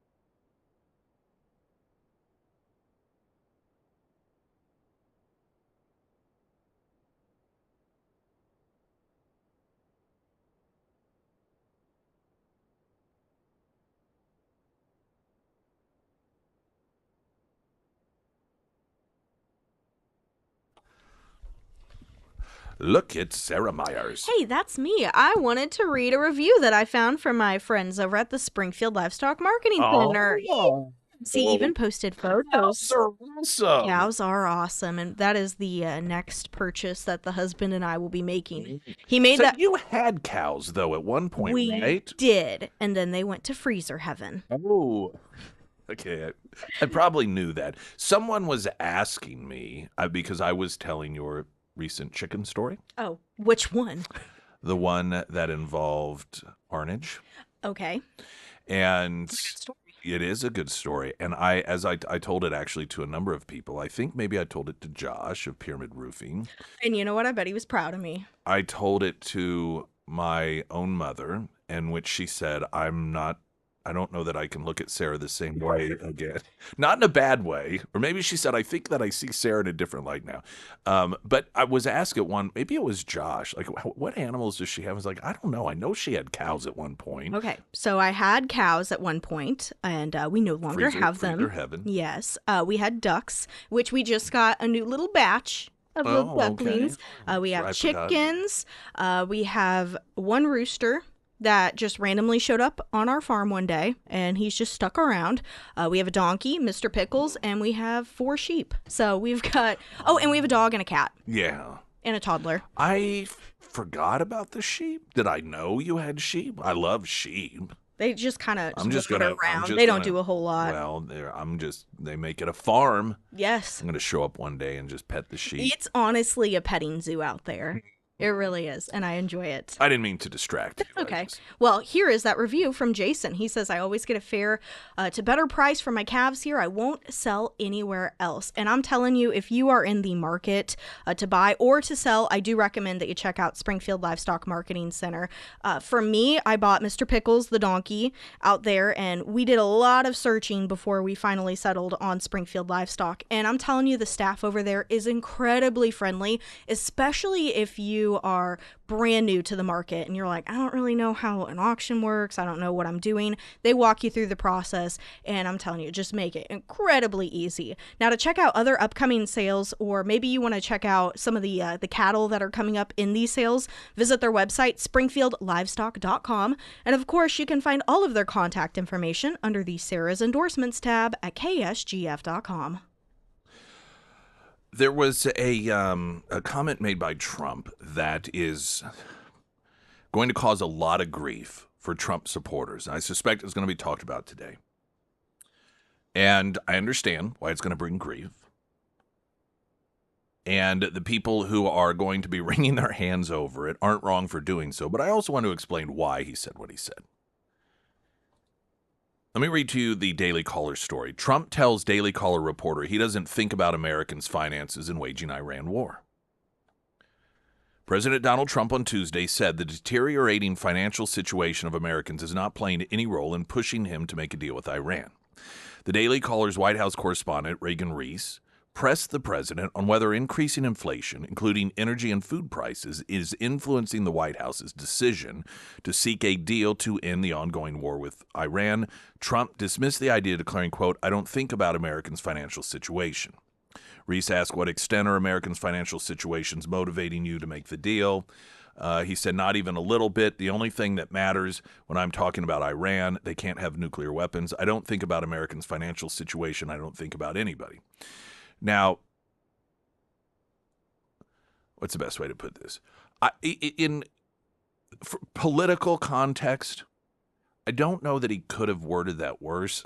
It's like, oh my God, I could just feel people in Trump world and Republicans, elected Republicans, thinking, what are you saying?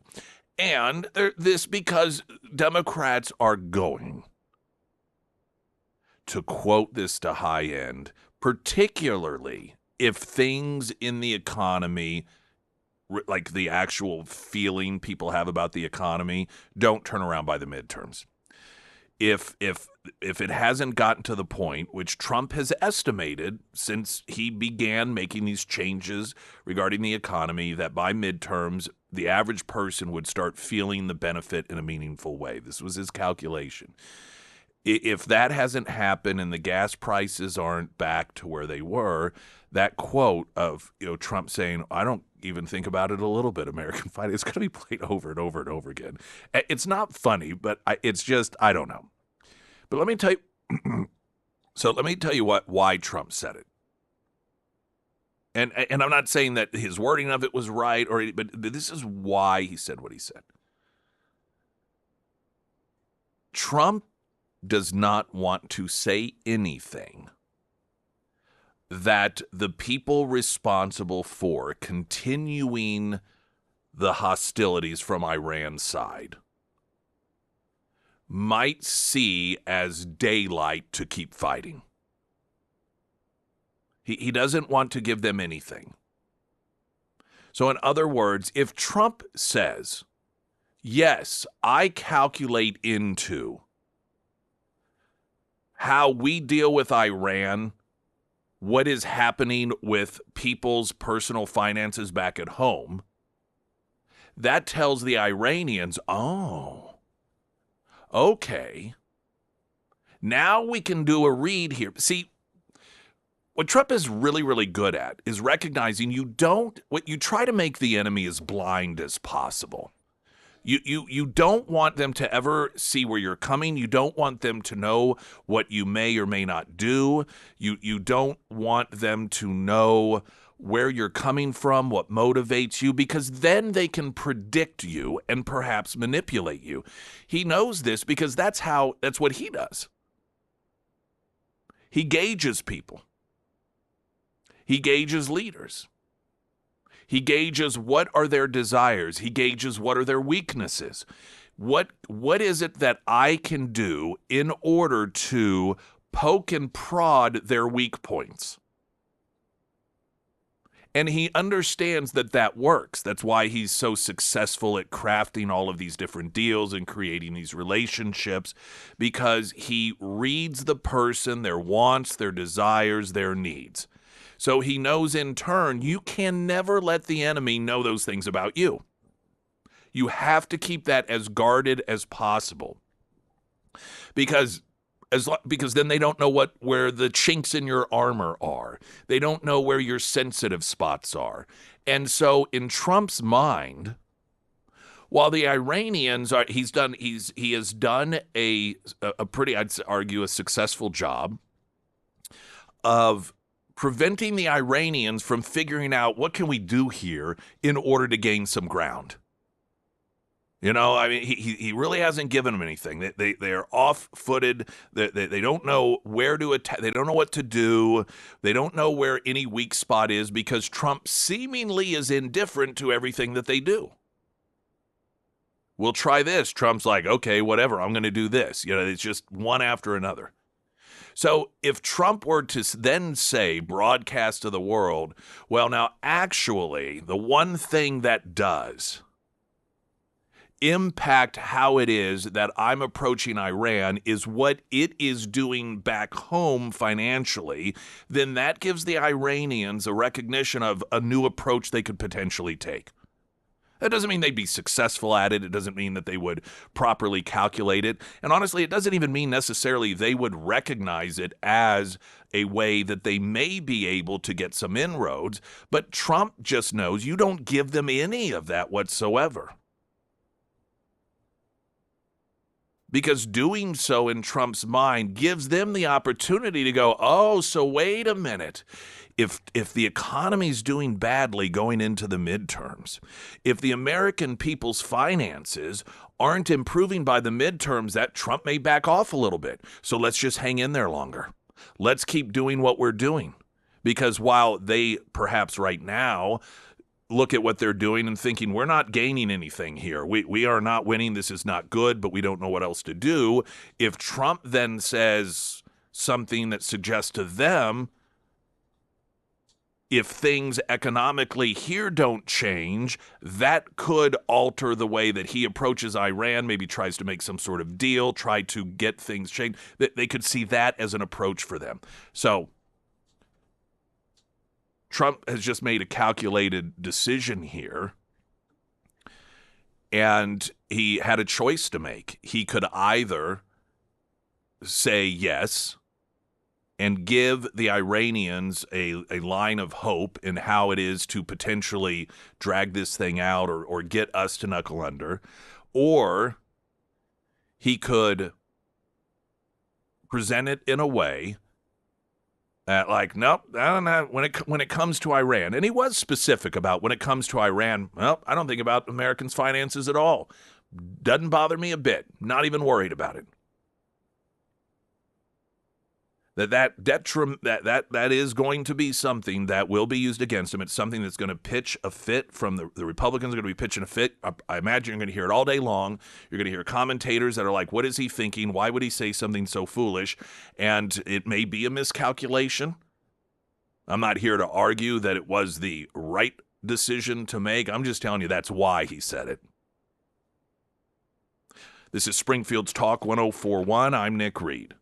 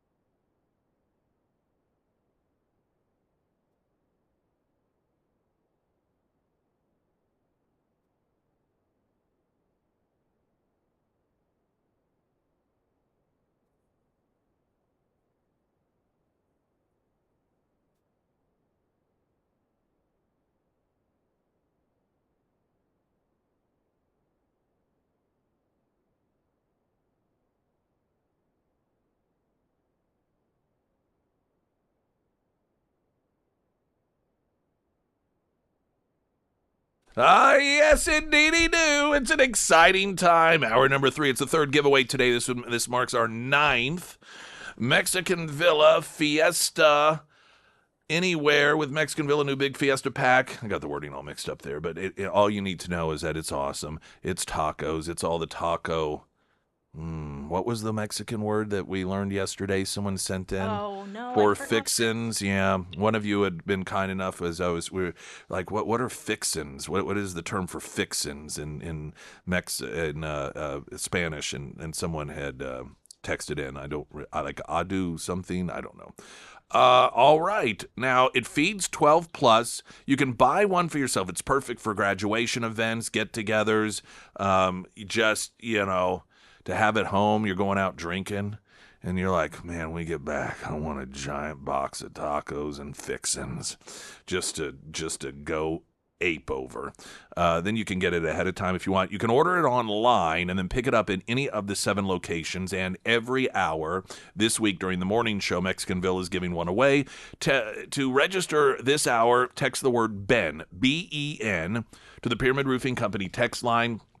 That is 417-447-KSGF. Ben is short for Ben Chilada. Ben Chilada is the guy that you see when you go to Mexican Villa or you drive by Mexican Villa. And you see the guy wearing the sombrero, that is his name, Ben Chilada. And he goes by Ben short. His friends and casual acquaintances call him that. Otherwise, in formal settings, I think he does prefer Ben Chilada. So text the word Ben to 447-KSGF. If you are chosen as a winner, you will be contacted to let you know. And then what we're going to do is send you a link with a code, and that's what you will use in order to redeem your big Fiesta pack from Mexican Villa. Okay. You know what the guy's on. Sorry, reading through some of the text messages. I got a couple of Washington stories coming up, and increasingly, Washington State. This is what I was talking earlier. I kind of gotten to the point where I think Democrats gerrymandering themselves into having complete one-party rule is really going to be beneficial because it draws, in terms of results, a stark contrast between Democrats who run things and Republicans who run things. Right? Results are very powerful. You can talk theoretical, and motivations and compassion all you want, but when it really comes down to it, what works? And as you get a state like California that is one-party rule and Democrats get their way, and then you have Florida on the opposite where it's become one-party rule and Republicans get their way. You get to see the results of each party's ideologies put into practice.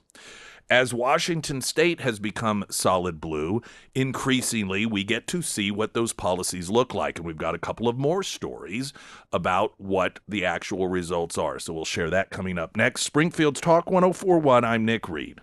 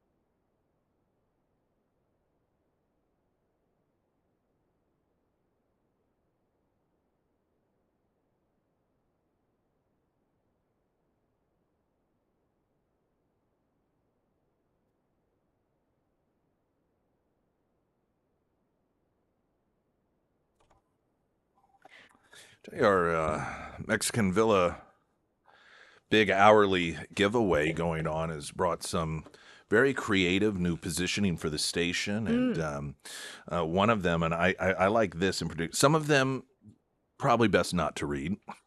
Funny. But you gotta sort of, there's an art to deciding what is air appropriate and what is not. And this one seems fair. Actually, Sarah's like, can we read that one on air? It says, let's see. Oh, no, wait, that's not the right one. Sorry, I don't want to read it. Springfield's Talk 104.1. I love that. I think that is That's very, yeah, it is very excellent. creative. Very creative. I think Ben Chilada would approve. Ben Chilada would approve. Ben Chilada would not fight you in the parking lot over that one. Nope, no sir. No matter how much tequila Ben Chilada has had. Or margaritas. Or margaritas with tequila sidecars. The first alert forecast from Ozarks First meteorologist Tom Schmidt, sponsored by J&S Automotive. Today we'll see sunny skies with a high near 77. Tonight clear with a low around 51. For your Thursday, mostly sunny with a high near 79. And for Friday, mostly sunny with a high near 86. Right, just woman stunned after her gym allegedly called the cops after she reported a man in the locker room. Hey, girl, I mean, this is Democrat world. Girls, second-class citizens. Keep your mouth shut. Boy wants to come into your bathroom. Wonder what city or state this was in. This is I was just refreshing. I've got a number of pages I keep up. Seattle. Was it in So Seattle? the state is New Hampshire, Oh. but it was a Planet Fitness. Don't they have a history of this? Mm-hmm. They do. It just sounded like that would be like a Seattle thing. Yeah, Concord, New Hampshire. Concord.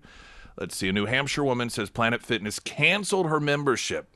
So you get canceled as a woman if you dare, in the left world of the left, if you dare stand up for yourself as a woman against a man. Canceled her membership after she complained about a man coming into the locker room, women's locker room.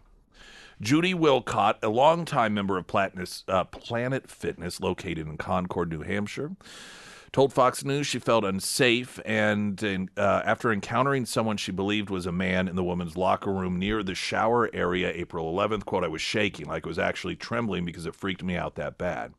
Well, she's clearly a bigot. There's something wrong with you. See, that is the narrative in the Democrat world. If you are a woman, even if you have been a victim of sexual assault, and a man fully exposes himself to you and you're all alone and it's in a locker room, but he identifies, he says, oh, I'm Judith. You are the one who are the problem. You are the one who is the bigot. You are the one who needs to see counseling, not for trauma, but for being such a horrible human being. It's the party of women, which apparently means you just get to be one if you want. Now, over in Washington, there's a story. This is Fox News again. A Washington manufacturer is leaving the state after nearly 5 decades, with its owners citing rising crime, taxes, and a worsening political climate. Solid Blue. John Bodwell, whose family founded Delta Camshaft in 1977, said he has been forced to live inside his business because the cost of operating in Washington has become too high. Quote, a majority of it is the constant battle with the city over the graffiti and the crime stuff here, the constant massive tax increases. Everything is increasing, he told Fox News Digital in an interview on Tuesday. He said the cost of power, insurance, everything increasing, large increments, not like 1 or 2%. It's like my insurance went up 20%. He said that insurance is going up because crime is running rampant. My insurance policy on the building is skyrocketed, quite a substantial amount in the past 3 to 5 years. And then officers that I do speak with about the graffiti stuff like that, they'll say it takes longer for them to write the report than it does if they arrest the person, adding that the criminals basically have more protective rights than I do as a building owner. According to the FBI crime report 2024 released in August, Seattle was ranked 4th worst out of 30 largest American cities for total crime. But here's the thing. It isn't just the crime. Because if you live in a city that has a lot of crime, it's not easy to move. In fact, he estimates it's going to cost him about $100,000. It'll probably be more than that to move, but the savings from moving outside of the Democrat-run city will be made up. It will more than make up for it. Because at this point, he's looking at not being able to survive after 47 years in business. It's not an easy thing to do. It's like being in a bad relationship. You've been in bad relationships. If you live together, you've got, you're accustomed to your patterns. You've got the same friends, the same circle of friends. You do the same stuff. And it's a bad relationship. How long have you stayed in one of those relationships? Because it's like, yeah, it sucks and everything, but it's what I know. And what if this happens, if I, get out of the relationship, and then I got to do this, and we've got the same friends. And so there's all these unknowns that are often enough to keep people in a bad relationship. And it's the same thing with people who live and own businesses in Democrat-run cities. It's sometimes just easier to try to survive than tackling the fear of the unknown. And when you're in a city in which the leadership at least pretends as if they're on your side, and they tell you, listen, we're working on it, we're trying, I know you're frustrated, we're frustrated as well, and they make the business owner believe that we're doing stuff, we've got this plan, we've got these committees. It allows the business owner or the homeowner to tell themselves, okay, it might get better. You've probably done that in a bad relationship, right? Oh, I bet it'll get better. They promised this, they promised that. Increasingly, what is occurring, though, is instead of feigning sympathy, the Democrat leaders are turning on these owners of businesses. They are saying things like, don't let the door hit you on the way out. They're saying, good riddance, we don't want you anyway. Most recently, Seattle, for example, the mayor being asked about millionaires and, just the increase in taxes and people leaving. And first she mocked the idea, but then said, and if they want to, fine with me.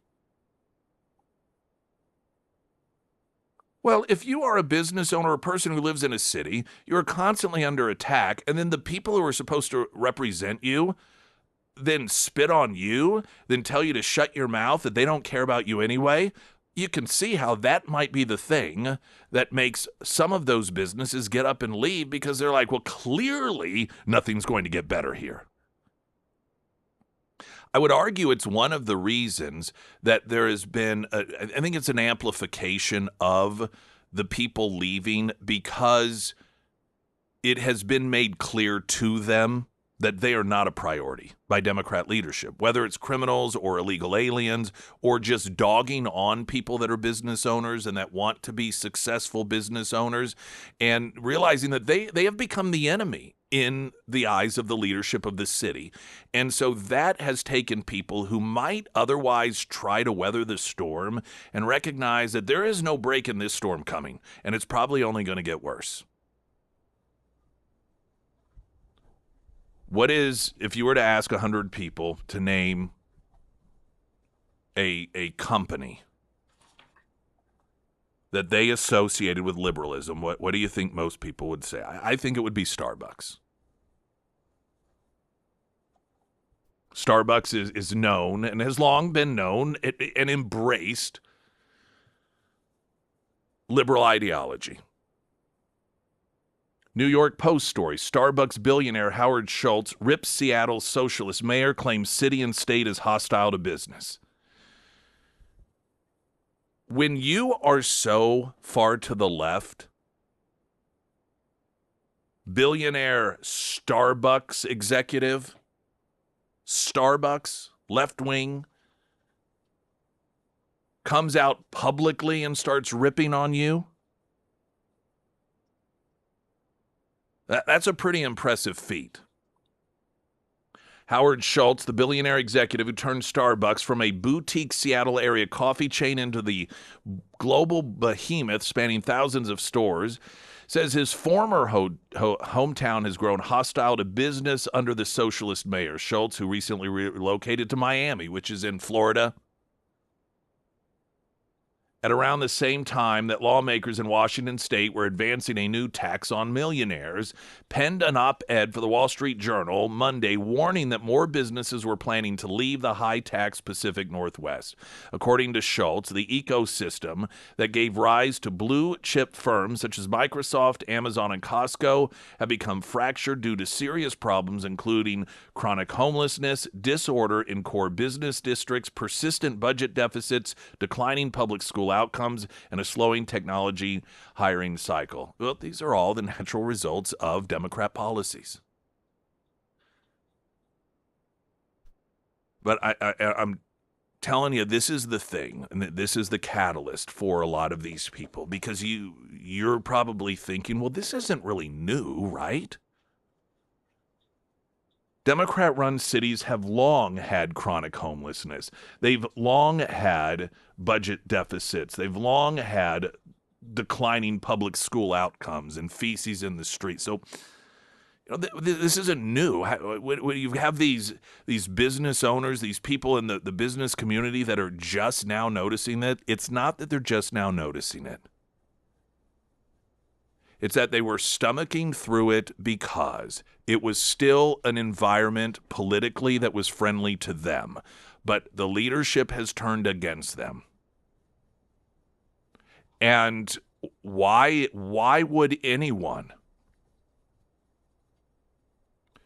continue to support and rationalize for a political party that has now turned on them and is demonizing them?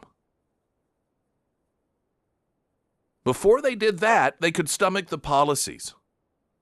Because you get these billionaires like Howard Schultz, and like most billionaires and even multimillionaires, depending on the industry, they can afford Democrat policies. The homelessness, they don't have to walk over those people. The crime problems, they don't have to worry about that. They live in an isolated world. And so they don't get affected by it. Their world, their daily life doesn't change like the middle and lower income American does when Democrat policies are put into place. But what has happened is Howard Schultz, whose world was the same, whose life, and this goes for business owners in any of these cities, suddenly they find that their world is changing because they're being targeted by Democrat politicians. They're being accused of being greedy. They're being accused of not doing enough. They are finding that the people they've long supported are riling up their employees, convincing them to strike against them, to accuse them of not paying a living wage, and they've targeted them. So that's why they're getting out. Now, what's happening here is they're not going to announce to the world and maybe even acknowledge to themselves, ultimately that's why they're leaving. But this gives them, when the curtains come off their eyes, when their bias is towards Democrats because they're buddies and ideologically aligned, when that no longer is in play, they start to see reality a little bit. And it's causing them to leave. Oh, speaking of seeing reality, I've got a great clip of audio coming up.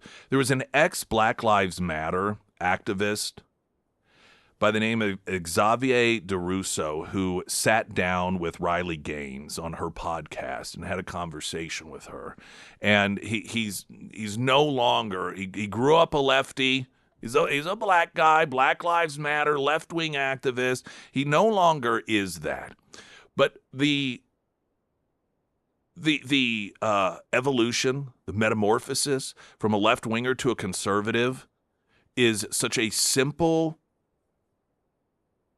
evolution, but at the same time, it's just very telling and very fascinating. And I'm going to play some of that audio coming up here in just a moment. I'm Nick Reed.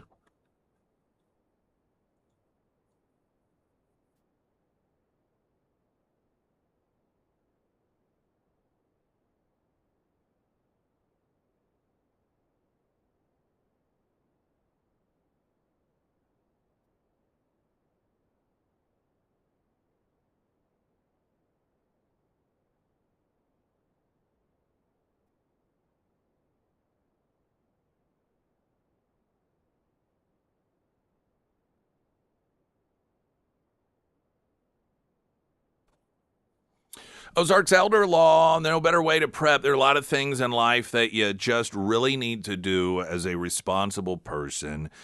And there's certain inevitabilities in life that we don't like to think about. Death is one of them, and oftentimes assisted living is one of them as well. And there are, in Missouri specifically, 5 ways that your future potential nursing home care can be covered and taken care of. And as time goes on, those drop off one by one until you might get to the point where when you need it, there is no way to cover it. And I think that people don't realize that that is a reality. They just assume, well, I mean, something will work out. No, it doesn't always work that way. And the way I look at it is, particularly those of you who have worked your entire life and you have paid so much in taxes, to then at the end of your life not be allowed to have some of those taxes you've paid cover for your care, just doesn't seem right when we see how it gets wasted left and right, billions to Somali fake daycare centers and fraud over here and so forth. And so Ozarks Elder Law can make sure that you do what is necessary so that you don't get ripped off in that fashion. Some of it's just simple paperwork. Really, legitimately straight up. The difference between you as a person that one day has your nursing home care completely covered versus the you that is told, sorry, there's no help for you whatsoever, might be as simple as paperwork. So how do you know? Ozarks Elder Law, 10 area locations, free consultation. They cover wills, trust, nursing home, so much more. Power of attorney. What do you need to do? That's what they'll tell you. And it's a courtesy to learn that information. And then they'll let you know, here's what it'll cost for us to write up the documents, get everything legally binding, and then you make the decision if you want to do it. OzarksElderLaw.com, also under Nick's endorsements at KSGF.com. There's a guy, I'd never heard of this guy before. He evidently was part of, or he was supposed to be part of a reality TV show on Netflix called The Circle.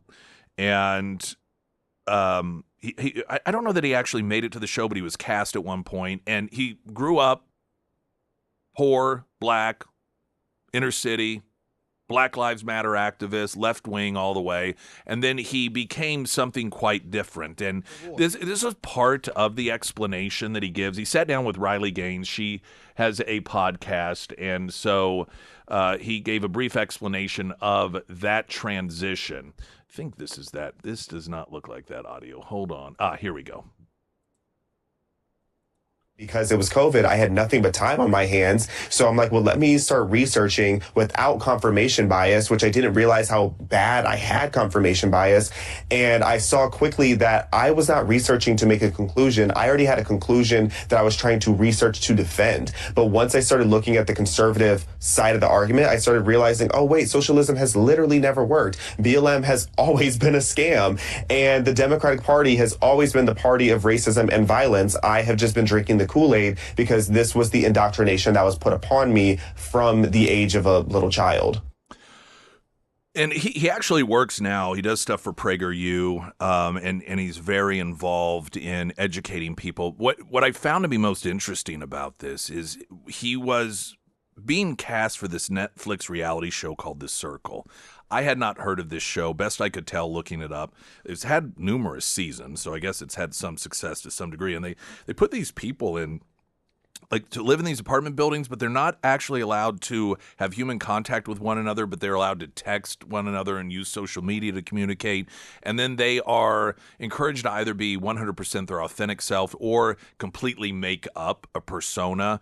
And it's almost like a thing where then they vote people out and off. And so there's a lot of manipulation and so forth. And I'm sure that's just a very broad explanation based off the broad explanation I read. But point being is, he went into this as a left-wing activist, Black Lives Matter activist, and he was preparing to in the character, if you will, that he was going to portray himself as, or that he actually is. He knew that he was going to have a lot of interaction, he assumed, because these shows create conflicts with conservatives.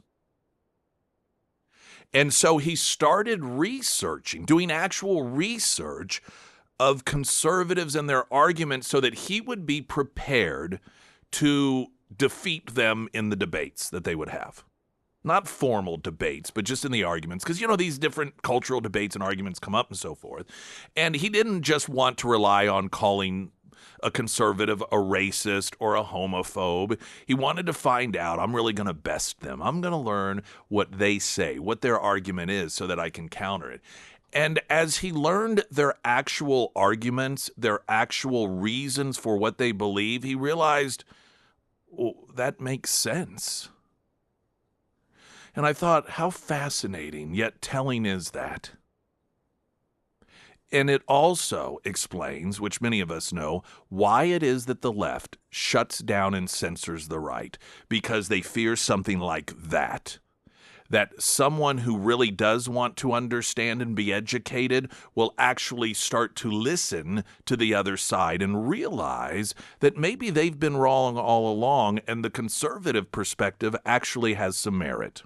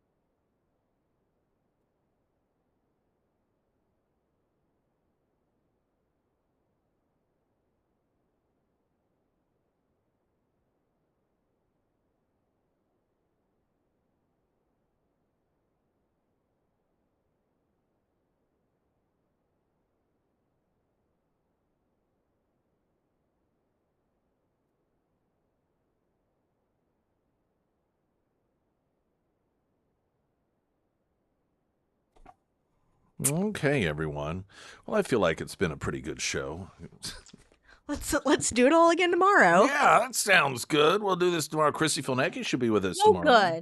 Good. Got a good author of the week as well. We'll have that sponsored by ABC Books on North Glenstone. We will also have 3 more chances for you to win that big Fiesta pack from Mexican Villa. Just keep listening for the keyword, and then when you hear it, you'll text it in 417-447-KSGF, and we'll have an opportunity every hour tomorrow, and then every hour on Friday as well. And if you've won so far, you should get an email today with instructions on how to redeem your Mexican Villa big ol' awesome Fiesta pack. Limbeck's coming up next. I'm Nick.